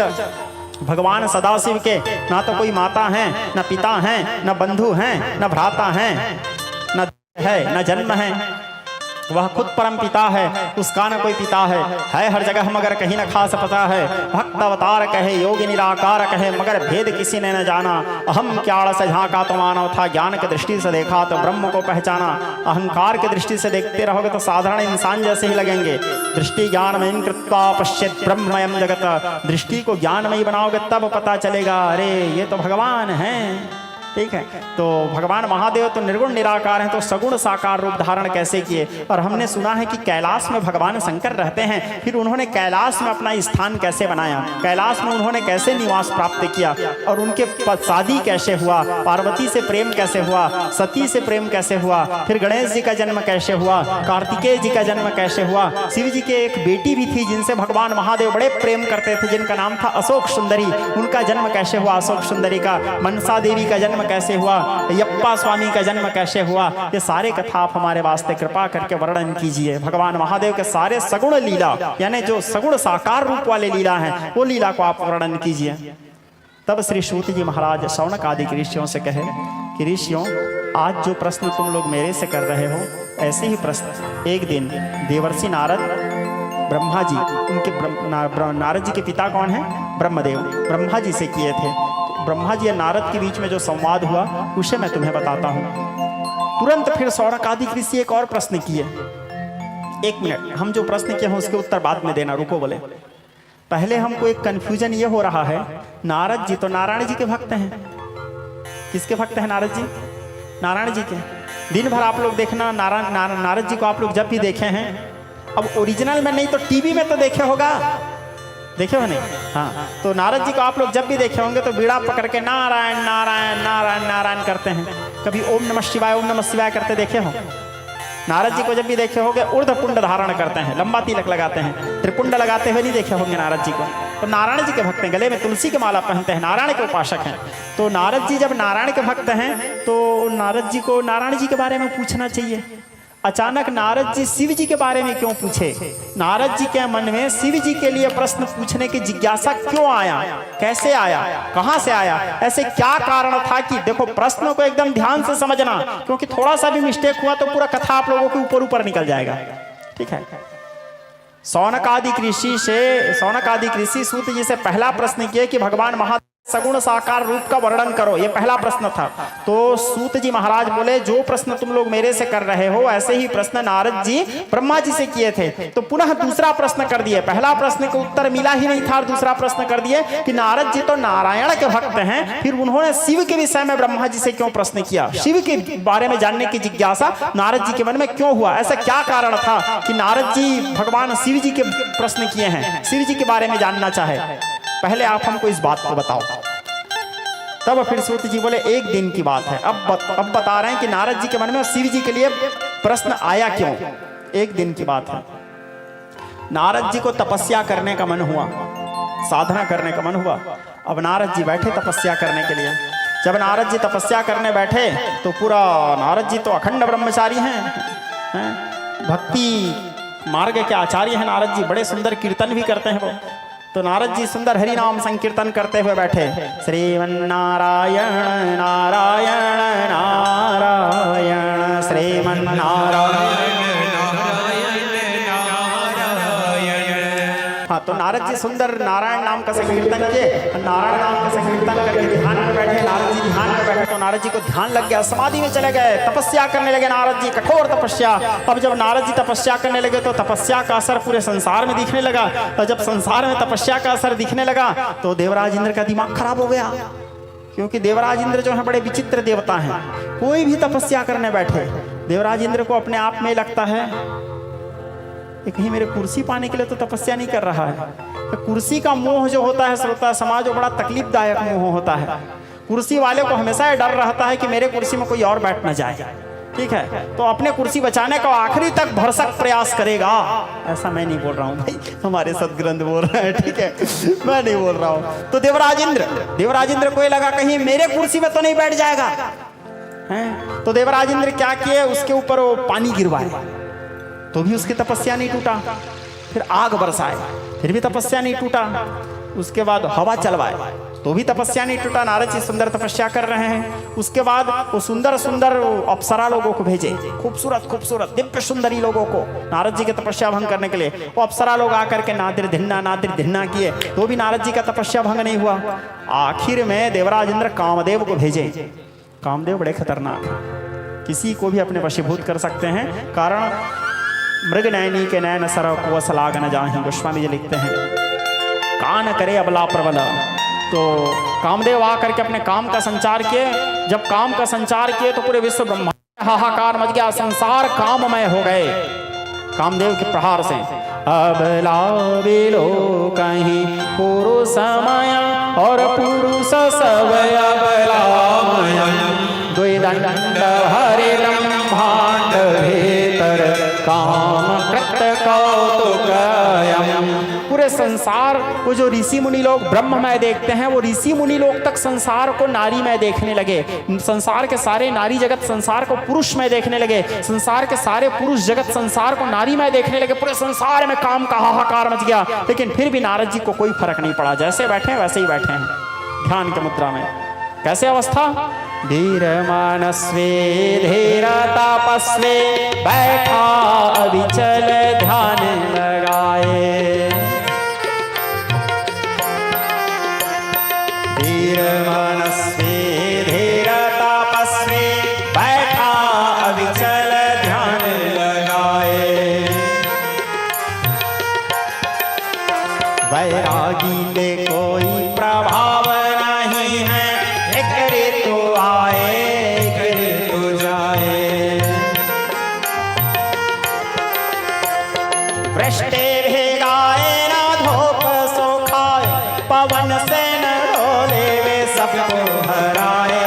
मानव है या पर्वत है ये, देखने वाला जान न पाए। शिव के भांति समाधि में बैठा, काम का तो आश्चर्य बढ़ाए।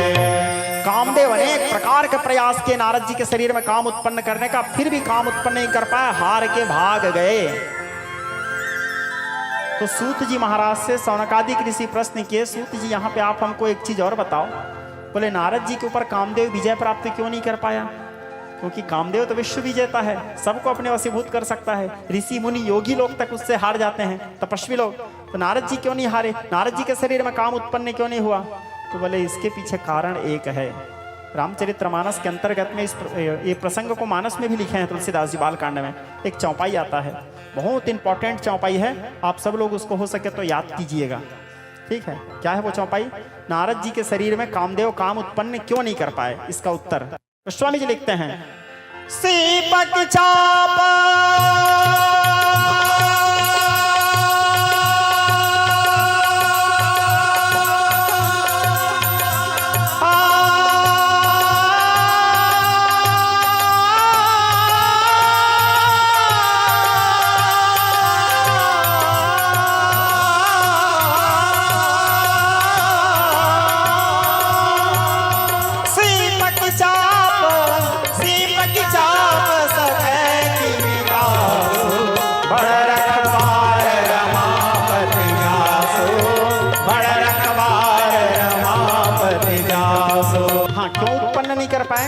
चौपाई समझ आया? सीप की चाप सकै की मितासु, बड़ रखवार रमापति जासु। गोस्वामी जी लिख रहे हैं, जिस व्यक्ति के ऊपर में नारायण का कृपा है, जिसके रक्षा करने वाले स्वयं त्रैलोकीनाथ हैं, पूरा संसार मिलकर के भी उसका कुछ बिगाड़ नहीं कर सकते। कालो अयम कठिनो अपि श्री कृष्ण भक्तान्नवाधते। कालों के महाकाल भी कृष्ण के भक्त को बाधा नहीं दे सकते, जिसके ऊपर कृष्ण की कृपा है। नारद जी के ऊपर नारायण जी की कृपा था, इसीलिए कामदेव नारद जी से हार गए, और हार करके कामदेव वापस चले गए। सीप की चाप सकै कि मितासु विद्य स्नेही स्वजन। तो भगवान श्रीमन नारायण जी की कृपा था, इसलिए नारद जी को ऊपर काम का असर नहीं हुआ। अब नारद जी मारे खुशी के पहुंचे सबसे पहले भगवान शंकर के पास। कोई व्यक्ति अपने जीवन में छोटा सा उपलब्धि पा लेता है तो कितना खुश हो जाता है। नारद जी सोचो अपने जीवन में कितना बड़ा उपलब्धि पाए हैं। नारद जी काम के ऊपर विजय प्राप्ति किए हैं, और नारद जी से पहले आज तक इस संसार में एक ही जने थे जो काम के ऊपर विजय प्राप्ति किए थे। कौन? भोले बाबा। लेकिन वो विजय प्राप्त नहीं किए थे, सीधा कामदेव को निपटा दिए थे, ठीक है, भस्म कर दिए थे। तो अब भोले बाबा हैं, लेकिन नारद काम के ऊपर विजय प्राप्ति किए। तो सबसे पहले बताने के लिए खुशी के मारे गए भगवान शंकर के पास, जा करके भोले बाबा से कहे, महादेव, हे प्रभु, मैं भी आप ही के भांति कामदेव के ऊपर विजय प्राप्त किया हूं। भगवान शंकर सबका भला चाहते हैं। श्रोता समाज, कल्याण के मूर्तिमान स्वरूप है भगवान शंकर। भगवान महादेव नारद जी को समझाए, देखो नारद, ये जो सिद्धि है इसको कभी अपने मुंह से नहीं बोलना चाहिए। देखो अपने बड़ाई अपने मुंह से करने से हमारा सारा सत्कर्म नष्ट हो जाता है। हमारे द्वारा किए गए काम को दूसरे बोलना चाहिए, ना कि हम।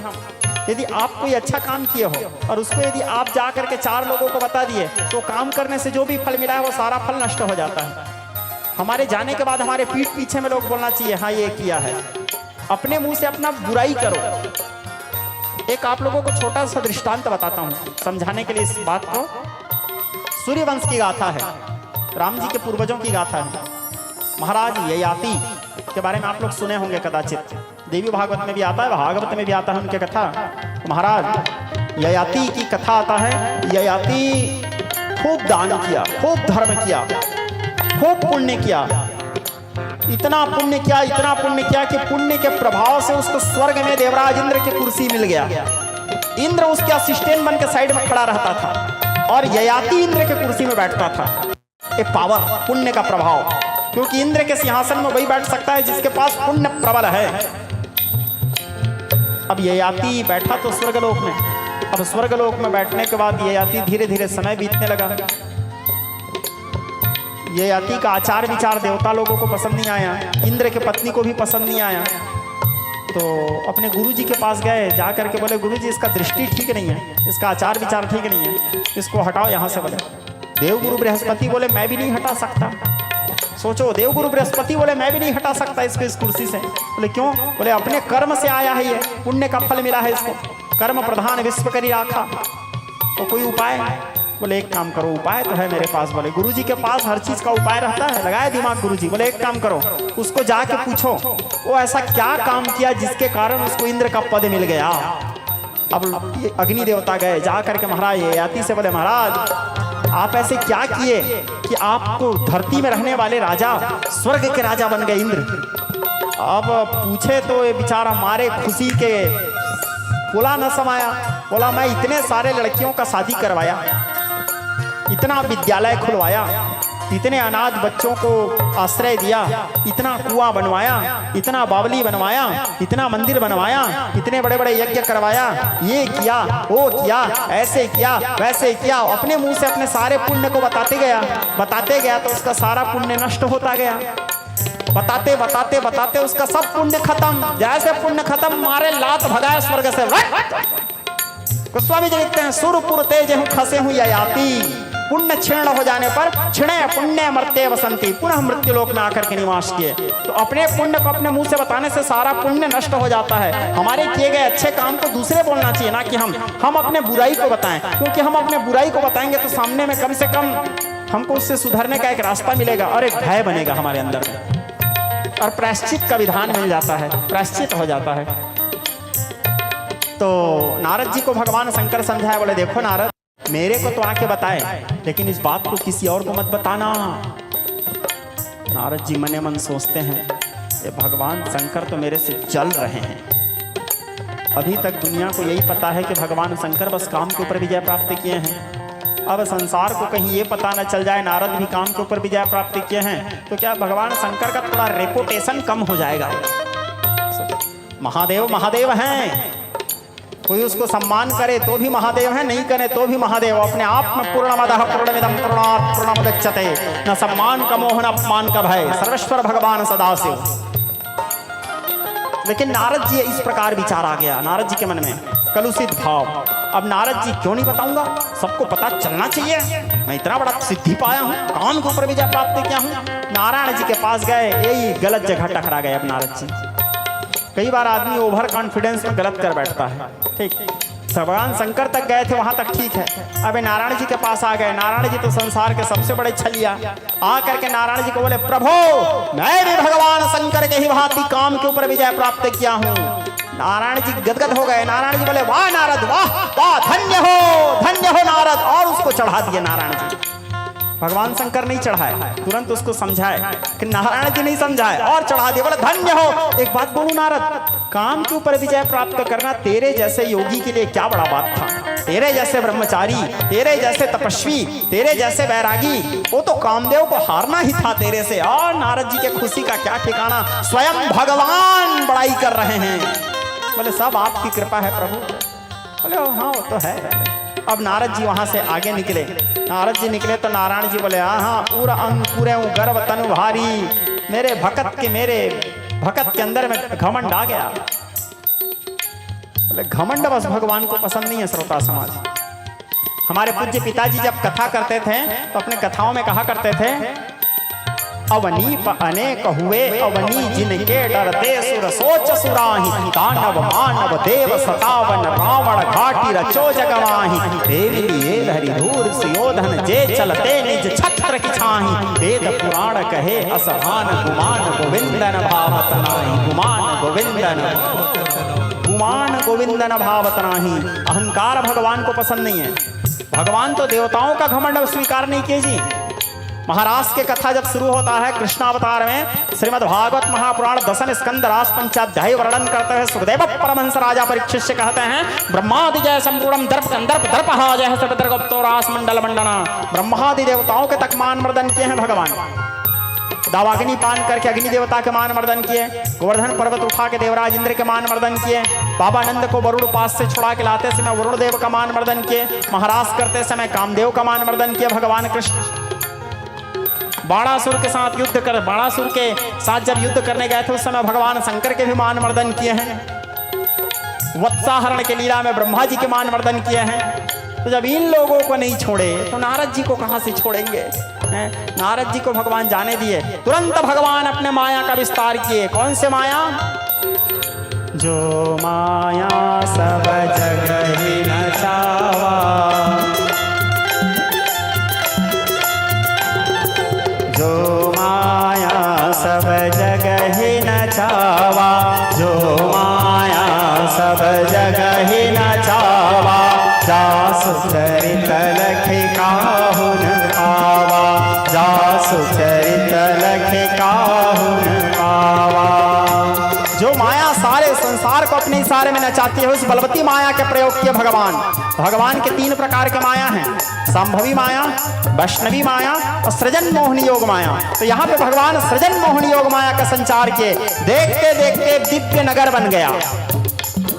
ये नगर वगर नहीं है, ये माया है। एक नगर बन गया। नगर में सुंदर सुंदर फल फूल उद्यान बाग बगीचा सब। उस नगर में एक महल है, जिस महल में एक राजा भी बन गए, जिस राजा का नाम था निधि।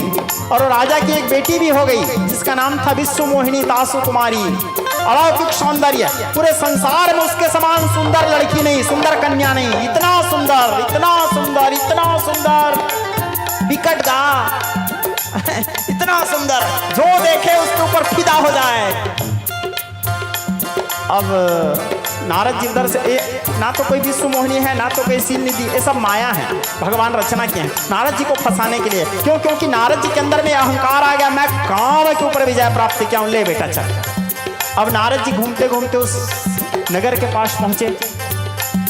नगर के पास पहुंचे, नारद जी विचार की इधर से तो मैं कई बार गुजरा हूं जी, आज तक इस नगर को देखा नहीं, पहली बार देख रहा हूं, तो चलो जाके देखता हूं। बोले नारद जी अंदर गए। जैसे अंदर गए तो सील निधि राजा को पता चला नारद जी आए हैं। मुनि आगमन सुना जब राजा, मुनि के आगमन सुन करके राजा सील निधि गदगद हो गए।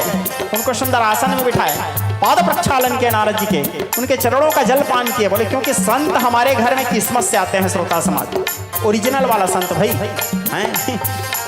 अब पता चल रहा है काला पीला हरा नीला पहन लिया कपड़ा, दाढ़ी बढ़ा लिया, जटा बढ़ा लिए, ये संत का पहचान नहीं है। संत बनने के लिए कपड़ा बदलने की जरूरत नहीं, कलेजा बदलने की जरूरत है। कपड़ा रंगाने की जरूरत नहीं, मन को रंगाना है। संत का स्वभाव कैसा? संत सहज स्वभाव खगराया, पर उपकार वचन मन काया। जो ओरिजिनल संत है। तो ऐसे संत हमारे जीवन में कब आते हैं? जब भगवान की कृपा होता है। बिनु हरि कृपा मिले ही नहीं संता। जब तक के भगवान की कृपा न हो, कोई योग्य संत हमारे जीवन में नहीं आ सकते। क्योंकि संतों का आना क्या है? तो स्वामी तुलसीदास जी लिख रहे हैं बालकांड में, मोद मंगलमय संत समाज, मोद मंगलमय जो जग जंगम तेरा राज, संतोदय संतरहित, संतोदय संत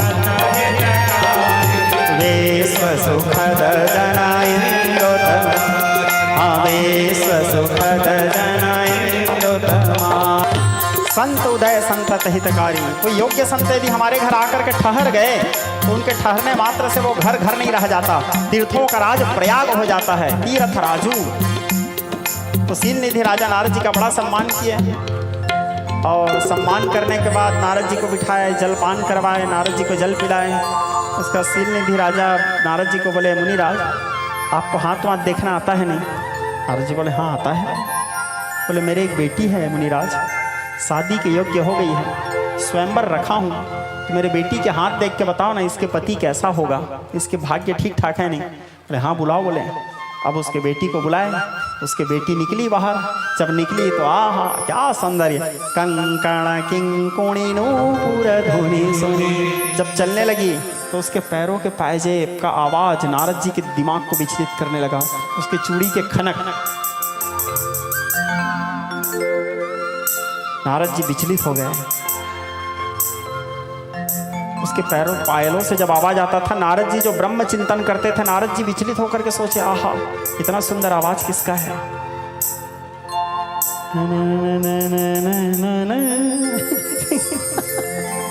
ठीक है, तो नारद जी विचलित हो गए। अब नारद जी आए, नारद जी के सामने लाए, उसको बिठाए। बिठाने के बाद नारद जी को बोले, हाथ देखो। तो नारद जी उसके हाथ देखे। नारद जी बोले, इतना सुंदर हाथ, एक बार शकल भी देख लेता हूँ। बोले, नारद जी देखे। नारद जी देखे तो देखते रह गए विश्व मोहिनी को, बिना पलक झपके अपलक दृष्टि से उसके मुखमंडल को देखने। सोचो, अभी अभी एक काम के ऊपर विजय प्राप्त करके आए हैं और फंस गए। भगवान कब किसको कैसे फंसा दे कोई ठिकाना नहीं। आप में कितना योग्यता है, कितना आप में पात्रता है, उससे कोई मतलब नहीं। जहां पे आप भगवान को खटक गए, मतलब भगवान को कहीं से भी टॉप लेवल से भी गिरा देंगे। ठीक है, भगवान महान प्रपंचकारी हैं नारायण जी। नारद जी उसके मुंह को देखने लगे। मुंह को देखने लगे तो उसके पिताजी बोले, मुनिराज हाथ देखो ना। बोले तो नारद जी बोले, हाँ हम वो क्या है, वो माथे के रेखा को देख के भाग्य बताने वाले बाबा हैं। बोले, हम हाथ के रेखा नहीं देखते। बोला, ठीक है। मुखमंडल को देख हम नारद जी के मन में अनेक प्रकार के ख्वाब सजने लगा। नारद जी बोले, इस कन्या के भाग्य बोलता है राजन कि इसका जो पति होगा वो तूरा तमूरा पकड़ने वाला होगा, जटा वाला होगा, दिन भर नारायण नारायण करने वाला होगा। वो पूरा अपने बारे में बता डाला।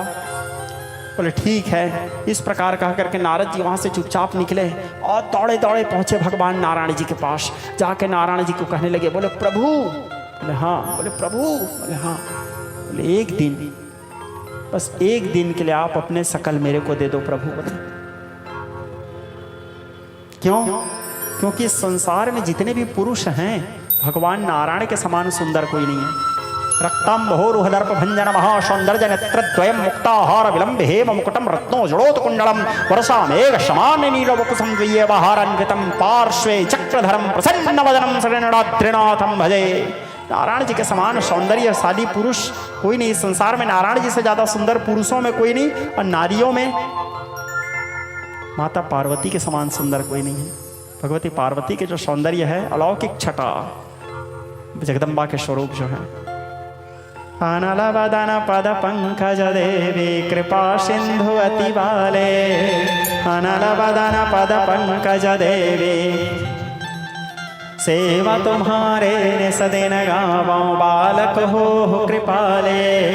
सेवा तुम्हारे सिदिन गावों बालक हो कृपाले। ऐ सुमनः सुमनः सुमनः सुमनः सुमनोहर कांतियुते श्रुत रजनी रजनी रजनी रजनी रजनी कर वक्रभृते। तो ये भगवती के सौंदर्य, जगदम्बा के सौंदर्य। तो नारायण जी को बोले, एक दिन के लिए आप अपने सुंदरता मेरे को दे दो प्रभु। बोले, जिहि विधि होए नाथ हित मोरा करहु सुबेगी दास में तोरा। जिस प्रकार मेरा हित हो, जिस प्रकार मेरा भला हो, ऐसे कोई कृपा करो। भगवान नारायण जी बोले, हित जा, मैं तेरा परम हित करता हूं। बोले, हित बोलता है, मैं तेरा परम हित। देखो, इसीलिए मैं बोलता हूं कभी भगवान को मांगना नहीं चाहिए। कल आप लोगों को यही बात को समझा रहा था। मांगने से भगवान क्या है, थोड़े गड़बड़ कर देते हैं। मत मांगो, वो जानते हैं आपको कब क्या चाहिए, है ना। भगवान को मांगो मत, भगवान को मानो। ठीक है, आजकल तो भक्ति का स्वरूप ही बदल गया है। भक्ति करने का अर्थ ही है मनोकामना पूर्ति, जबकि भक्ति का अर्थ ऐसा नहीं था श्रोता समाज। भक्त जो होते हैं वो निष्काम होते हैं। भक्त कभी भगवान से, आज के भक्त कैसे, लेकिन ये उस समय के भक्त होते थे। भक्त सु चाह नहीं पद ब्रह्म, चाह नहीं सुर राज कहावो, चाह यही सुचिलोक यही, सिया राम के पाहन नेह लगावो। पहले के जो भक्त होते थे सुनील, वो भगवान से बोलते थे प्रभु ना तो मेरे को पद चाहिए, ना प्रतिष्ठा चाहिए, ना राजकाज चाहिए, बस आपके चरणों में मेरा प्रेम बना रहे। यही बर मांगो कृपा निकेता, बसहु हृदय श्री अनुज समेता, मेरे हृदय में आपका वास हो, ऐसे मांगते थे। जब भगवान बोलते थे मांग ले, तो मांगता भी नहीं था, भगवान खुशामद करते थे, अरे मांग ले रे, अरे मांग ले रे।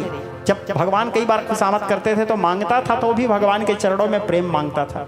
लेकिन आजकल के भक्त एक तो 10 रुपए का नारियल चढ़ाएंगे, मानो भगवान के ऊपर एहसान कर रहे हैं। एक तो नारियल 10 रुपए के नारियल चढ़ा के 10 लाख का डिमांड करते हैं। भगवान भी सोचता होगा बड़ा अलकरहा आदमी है यार, बल्कि 10 रुपए के नारियल चढ़ाते हैं बेटा और 10 ठो डिमांड। वो भगवान भी कंफ्यूज रहते हैं, 10 ठो में पहले पूरा किसको करूं, ठीक है। और कैसा डिमांड, कुछ पैसों से रुपया, कुछ रुपयों से पैसा, कुछ पैसों से रुपया किया चाहने। जब पैसा होता है तो भगवान को बोलते हैं प्रभु अब ये रुपया बन जाए, भगवान उसको रुपया बना देते हैं, ठीक है ले। अब उसके बाद उसमें भी संतुष्टि नहीं, कुछ पैसों से रुपया किया चाहने, 4 रुपयों से संपत्ति जो बढ़ने लगे। अब रुपया हो गया तो सोचता है कि प्रभु थोड़ा संपत्ति बन जाए।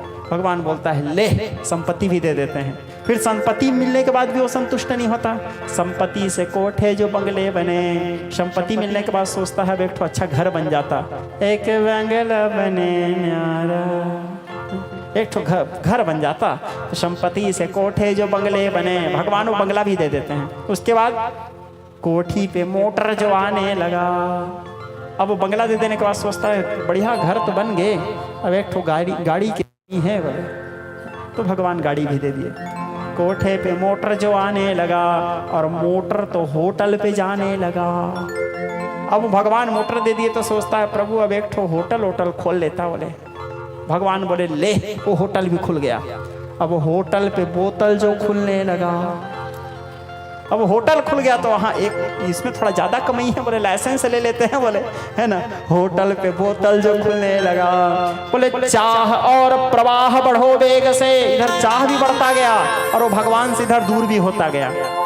बोले चाह और प्रवाह बढ़ो वेग से, चाह जाने न क्या क्या कराने लगी। चाह करते ही करते तबाही हुआ, जिंदगी जीव की न ठिकाने लगे। चाह करते करते करते भगवान से मांगते मांगते मांगते मांगते भगवान आखिरी उससे दूर हो जाते हैं।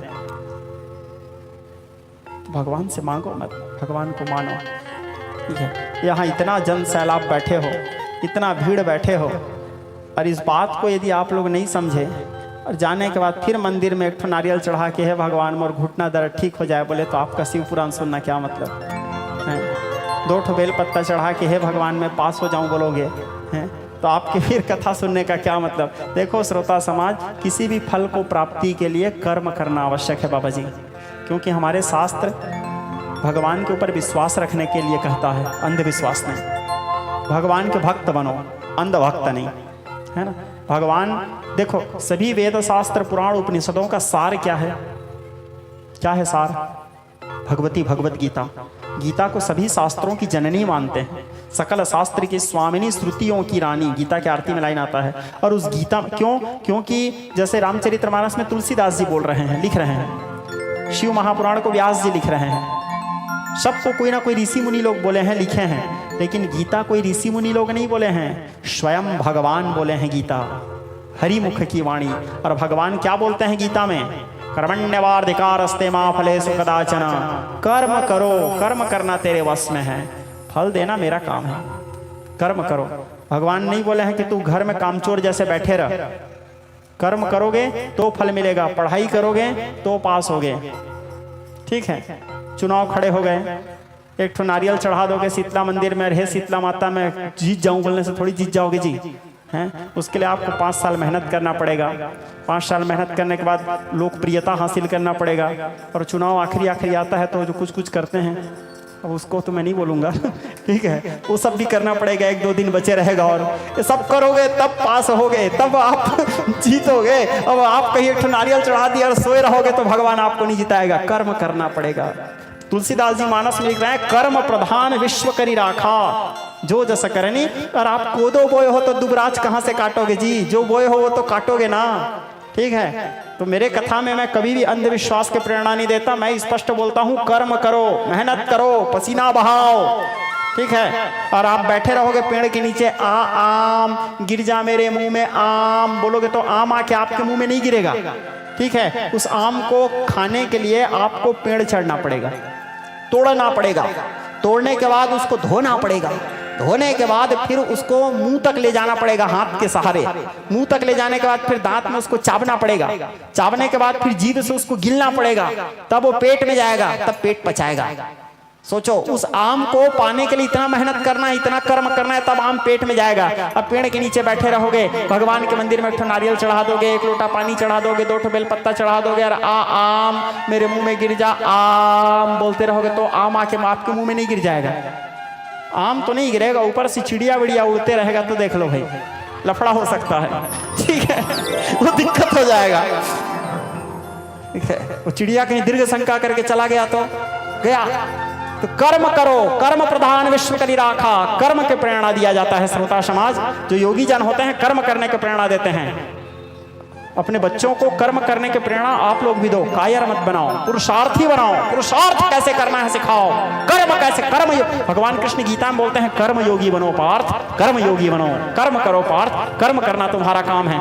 महाभारत युद्ध का परिणाम क्या है वो तुम्हारा हाथ में नहीं है, वो मेरे हाथ में है, फल देना न देना, लेकिन तुम्हारा काम क्या है, धनुष उठाओ लड़ो। तो नारद जी बोले एक दिन के लिए शकल मेरे को दे दो। बोले भगवान बोले देखो, रोगी डॉक्टर के पास जा करके यदि अपने रोग से परेशान हो गया है और डॉक्टर को जाके बोलेगा डॉक्टर साहब अब मोला जहर दे देगा, मैं मरहूं बोलने से डॉक्टर जहर देगा क्या? डॉक्टर उसको दवाई ही देगा। क्या देगा? दवाई ही देगा। तो यदि कोई भक्त भगवान से कुछ भी मांग लेता है तो भगवान कुछ भी नहीं देते, भगवान वही देते हैं जो भगवान को अच्छा लगता है, ठीक है। तो आपका तो मांगना व्यर्थ है जी। इस कथा से यही प्रेरणा मिल रहा है। नारद जी तो सुंदरता मांगे थे, भगवान उसको सुंदरता दिए क्या? नहीं दिए ना। भगवान उसको क्या दिए? जो नारद जी के लिए अच्छा है वही दिए। तो आप जो मांग रहे हो तो भगवान आपको देंगे, जरूरी थोड़ी है, नहीं देंगे। आपको भगवान वही देंगे जो आपके हित में हो। तो आप भगवान से यदि मांगना है तो यही मांगा करो, हे प्रभु हमारा क्या है प्रभु, हम तो कुछ भी बोल देते हैं, आपको कुछ भी मांग लेते हैं, आप वही करना जो हमारे लिए सही हो। तो भगवान वही करेंगे जो आपके लिए सही है, क्योंकि भगवान करते भी वही हैं जो आपके लिए सही है। कल मैं बहुत सारे उदाहरण देके आपको समझाया भी था, अस्तु। तो यहाँ पर भगवान क्या किया, नारद जी को बेंदरा का मुंह दे दिए। क्या शकल दिए? बंदर का। अब बंदर का शकल दिए, नारद जी को पता नहीं है कि उसको बंदर का शकल मिला है। नारद जी को तो फुल कॉन्फिडेंस कि मेरे को भगवान का शकल मिल गया है, संसार में सबसे सुंदर मैं हूं। अब नारद जी फुल कॉन्फिडेंस से मूछा ऊछा मोड़ के पहुंच गया, कहाँ? स्वयंवर में बैठ गया नारद जी। अब विश्व मोहिनी सुंदर माला लेकर के चली अपने पसंदीदा पुरुष के गले में डालने के लिए। अब चली तो लाइन के बाद राजकुमार लोग बैठे थे, नारद जी भी बैठा था। नारद जी को तो फुल कॉन्फिडेंस है, तो मोरेज गला में डाली हैं। अब वो बैठा है नारद जी, अब वो चलने लगे, नारद जी को इग्नोर करके निकले। नारद जी को इग्नोर करके निकले तो नारद जी को लगा रही मेरे को कैसे नहीं देखिएगा, यहाँ तो सबसे सुंदर मैं हूँ, नारायण जी का शकल है, वो थोड़ी जान रहा है बेंदरा है बोल के, मेरे को तो नारायण जी का शकल है। तो नारद जी चलने लगे, फिर नहीं देखी, विश्व मोहिनी चलने लगी, नहीं देखी। तो नारद जी क्या है, इशारा किए तो भी नहीं देखे। अब नारद जी फिर इशारा किए तो भी नहीं देखे। तो उसके बाद नारद जी क्या किए, मारे जोश के खड़े हो गए, अब तो देखी बोल के, तो भी विश्व मोहिनी नहीं देखी। अचानक वहां पे नारायण जी आ गए, प्रकट हो गए। नारायण जी जैसे प्रकट हुए, विश्व मोहिनी गई और माला को नारायण जी के गले में डाल दी। नारायण जी के गले में डालने के बाद नारायण जी विश्व मोहिनी को लेकर के वहां से छू। अब नारद जी बेचारा कलबला गए हैं। अब तुम किसी से एकदम तन मन दे के प्यार किए हो, जी भर के हैं, और अचानक उसको कोई और लेके चले जाए तो फिर ओहो भारी कष्ट गा।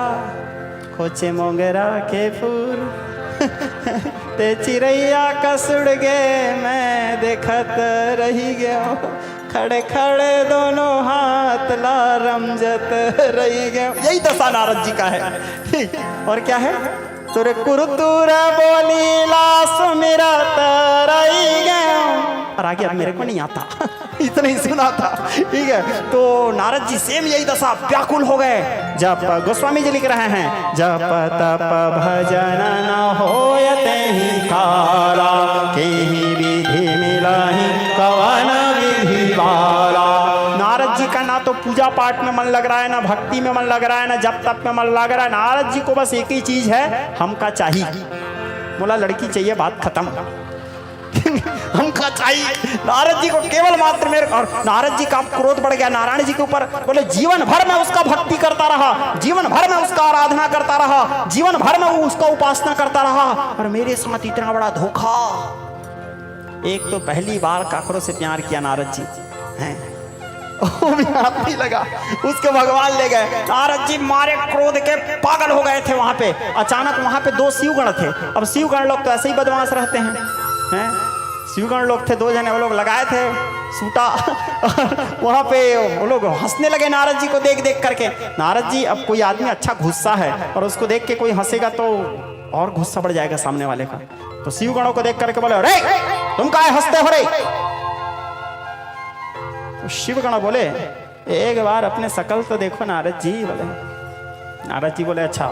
नारद जी गए जल में अपने शकल देखे, जल में शकल देखे तो बेंद्रा का मुंह, मारा काटा बादाना भयंकर दे। जैसे बंदर का मुंह देखे नारद जी मारे क्रोध के कांप गए।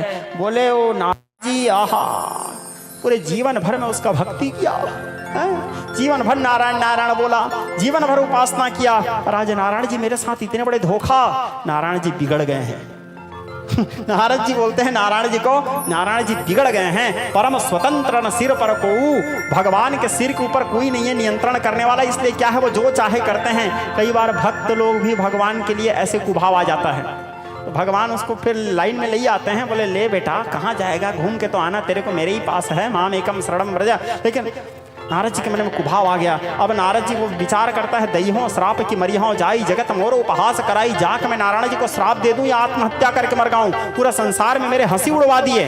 नारद जी ऐसे क्रोध कर रहे, बोले नारायण जी को तो बाद में श्राप दूंगा, पहले तो ये दोनों शिवगण को श्राप देता हूं। बोले, और दोनों शिवगण को नारद जी पहले श्राप दिए। बोले तुम लोगों का स्वभाव असुरों के समान है, जाओ हम श्राप देते हैं, तुम असुर हो जाओ। तो वो दोनों शिवगण असुर योनि को प्राप्त हुए। समय पा करके वही दोनों रुद्रगण ही रावण और कुंभकर्ण बन करके इस संसार में आए, जिसके उद्धार के लिए रामावतार हुआ। एक कल्प की कथा यह भी है, ठीक है।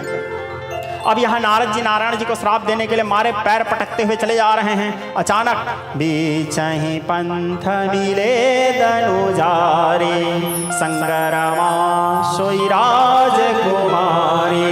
चले जा रहे थे पैर पटकते हुए, अचानक बीच में दिख गए नारायण जी, और नारायण जी के साथ में वो विश्व मोहिनी भी है एक तरफ, और एक तरफ वो राजकुमारी भी है। तो नारद जी जैसे देखे विश्व मोहिनी और राजकुमारी को, नारद जी मारे तकलीफ क्या। नारद जी सामने आए गुस्सा में, और जैसे गुस्सा में सामने आए तो नारद जी क्या है, एक तरफ के हाथ में विश्व मोहिनी के कन्या को धरे थे, और एक तरफ के हाथ में महालक्ष्मी जी के कन्या को पकड़े थे। और जैसे नारद जी सामने आए तो विश्व मोहिनी की कन्या को और अपने पकड़ के अपने तरफ खींचे ऐसे। अब नारद जी बेचारा, नारद जी का तो जी जल गया, कलबला गए नारद जी। नारद जी बोले नारी के लिए हुआ ये सब, नारी का दुख पाना होगा। श्राप दे दिए भगवान को, जैसे आज एक नारी के लिए मैं तड़प रहा हूं, वैसे एक नारी के लिए एक दिन तुम तड़पोगे। आज आप मेरे साथ छल करके मेरे को बंदर का शकल दिए हो, एक दिन यही बंदर शकल वाले लोग आपके काम आएंगे। बोले भगवान को श्राप दिए। जैसे श्राप दिए फिर भगवान अपने माया को दूर किए। जैसे माया, जो माया फैलाए थे पहले नारद जी के अहंकार दूर करने के लिए, जैसे माया दूर किए, गोस्वामी तुलसीदास जी लिखते हैं, जब हरि माया दूर निकारे, जब हरि माया दूर निकारे, जब हरि माया, जब हरि माया दूर निकारी, जब हरि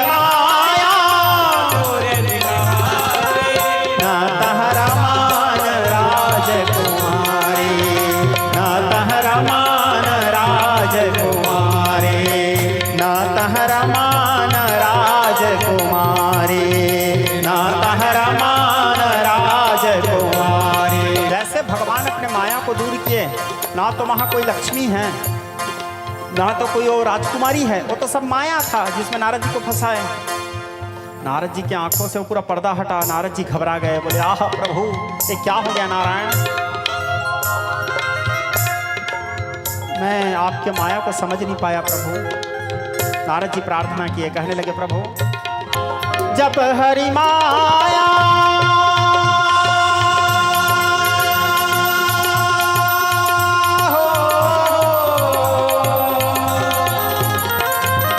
जब हरि माया, जब हरि माया दूर निकारी, जब हरि माया दूर निकारी, ना तहर मान राजकुमारी, ना तहर मान राजकुमारी, मृषा हो मम मृषा। नारद जी बोल रहे हैं भगवान को, मृषा अर्थात झूठा हो जाए मेरा श्राप जो आपको दे डाला हूं।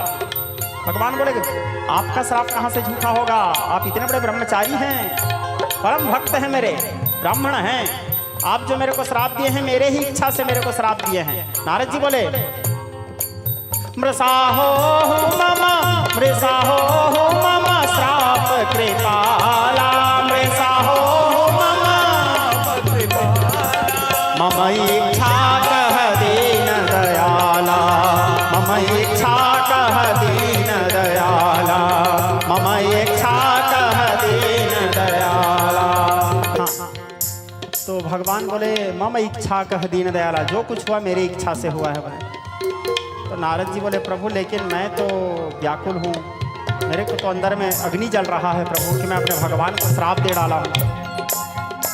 भगवान बोले तो एक काम करो, प्रायश्चित के लिए जाओ, जपहु जाई शंकर सतनामा। अब इस कथा को एकदम ध्यान से सुनो, अपने प्रायश्चित करने के लिए जाओ, जा करके भगवान शंकर के सहस्त्र नाम का जाप करो, पंचाक्षर मंत्र का जाप करो, जहाँ जहाँ शिव क्षेत्र है सारे शिव क्षेत्रों का भ्रमण करो, शिव तीर्थों का भ्रमण करो। तब अब नारद जी अपने उस नारायण जी को जो अपने भगवान के लिए जो अपराध हुआ था उस अपराध के प्रायश्चित के लिए शिव जी की उपासना करने लगे और सारे शिव तीर्थों का भ्रमण किए। सौराष्ट्रे सोमनाथं च श्रीशैले मल्लिकार्जुनम, उज्जन्यां महाकालम् ओंकार्याम् अमलेश्वरम्, पारल्यां वैद्यनाथं चढ़ाकिन्यां भीमशंकरम्, सेतुबन्धे तुरामेशं नागेशं दारुणकावने, वाराणस्यां विश्वेशं त्र्यम्बकं गौतमीतटे, हिमालयं तु केदारं भस्मेशं च शिवालये, एतानि द्वादश ज्योतिर्लिङ्गानि सायं प्रातः पठेन्नरः, सप्तजन्म कृतं पापं स्मरणेन विनश्यते। द्वादश ज्योतिर्लिंगों के दर्शन किए नारद जी। उसके बाद जहाँ जहाँ शिव कथा होता था बैठ करके शिव जी के पावन गाथाओं को सुनते थे, भगवान महादेव के सुंदर नामों का संकीर्तन करते थे। जय महादेव शिव शंकर शंभो उमाकांत त्रिपुरारे, मृत्युंजय वृषभध्वज सोलिं गंगाधर मृडमदनारे, जय शिव शंकर गौरीशं गुरुवे गंगाधरमीशं, रुद्रं पशुपतिमीशानं तलवे कांसे मृडनारं, जय शंभो शिव गौरी शंकर, जय शंभो शिव भोले शंकर, जय शंभो शिव भोले शंकर, जय शंभो शिव गौरी शंकर, जय शंभो। सारे शिव तीर्थों के भ्रमण किए। शिव तीर्थों के भ्रमण करने के बाद अब नारद जी के अंदर में जिज्ञासा आया। क्या जिज्ञासा? बोले मैं सभी जगह तो शिव मंदिरों में जाकर के शिव जी के दर्शन किया हूँ, अब मैं जानना चाहता हूँ कि महादेव है कौन। ठीक, अब नारद जी के अंदर ये जिज्ञासा आया तो नारद जी इस जिज्ञासा को लेकर के इस बात को जानने के लिए अपने बाप के पास गए, यानी ब्रह्मा जी के पास। अब कथा यहाँ पे रोको, थोड़े पीछे जाओ जहाँ से मैं कथा शुरू किया था। कहाँ पे? नारद जी सूत जी से शौनकादिक ऋषि प्रश्न किए थे कि दुनिया बनता कैसे है, दुनिया को बनाता कौन है, सृष्टि का उत्पत्ति कैसे हुआ, भगवान महादेव के पत्नी कौन है, पुत्र कौन है, शिव जी तो निर्गुण हैं, निराकार हैं, फिर उन्होंने सगुण साकार रूप धारण कैसे किया, कैलाश को उन्होंने अपने निवास कैसे बनाया, ये सारे कथा मेरे को बताओ। ऐसे सूत जी से कौन प्रश्न किए थे? शौनकादिक ऋषि। तो शौनकादिक ऋषियों के प्रश्नों को सुनने के बाद सूत जी महाराज बोले, ऋषियों ये जो प्रश्न आज तुम लोग मेरे से कर रहे हो, ऐसे ही प्रश्न एक दिन नारद जी ब्रह्मा जी से किए थे। तो जैसे ब्रह्मा जी से किए थे बोल के सूत जी बताया, तो शौनकादिक ऋषि बोले कि नारद जी तो नारायण के भक्त हैं, फिर वो ब्रह्मा जी से शिव जी के बारे में क्यों प्रश्न किए, अचानक शिव के बारे में जानने की जिज्ञासा नारद के मन में क्यों आया, ये प्रश्न पूछे थे। तो सूत जी महाराज शौनकादिक ऋषियों को उत्तर दिए कि नारद जी के मन में शिव जी को जानने की इच्छा क्यों आया। अब आप लोगों को समझ आया क्यों आया, इसीलिए आया था। ठीक है, तो अब नारद जी जा करके ब्रह्मा जी से पूछे। ये मुख्य बात केवल राम की लीला है श्रोता समाज। ये सारे प्रश्नों के उत्तर श्री सूत जी महाराज शौनकादिक ऋषियों को दिए। तो नारद जी क्यों पहुंचे हैं भगवान के ब्रह्मा जी के पास, इस प्रश्न को लेने करके। कौन से प्रश्न? कि भगवान महादेव तो निर्गुण हैं, निराकार हैं, फिर उन्होंने सगुण साकार रूप धारण कैसे किया, कैलाश में उन्होंने अपने स्थान, अपने निवास से बनाया, सती के साथ उनका प्रेम कैसे हुआ, पार्वती के साथ विवाह कैसे हुआ, सती का देह त्याग कैसे हुआ, गणेश जी का जन्म कैसे हुआ, कुमार कार्तिकेय का जन्म कैसे हुआ, वो तो निर्गुण होते हुए सगुण रूप धारण कैसे किए। ये सारे प्रश्न के उत्तर ब्रह्मा जी से नारद जी पूछे। पूछने के बाद ब्रह्मा जी क्या उत्तर दिए उसको कल बताऊंगा अब आप लोगों को। ठीक है, तो श्री सूत जी महाराज शौनकादिक ऋषियों से कहे, ऋषियों आज मैंने तुम्हारे वास्ते यहाँ तक की कथा कहा, आगे तुम्हारे क्या सुनने की इच्छा है। जय जय श्रीमद् श्री शिव महापुराणे शिव शक्ति लीला प्रसंगे दिवस विश्राम। नमः पार्वती पतये। हर हर हर महादेव शंभो।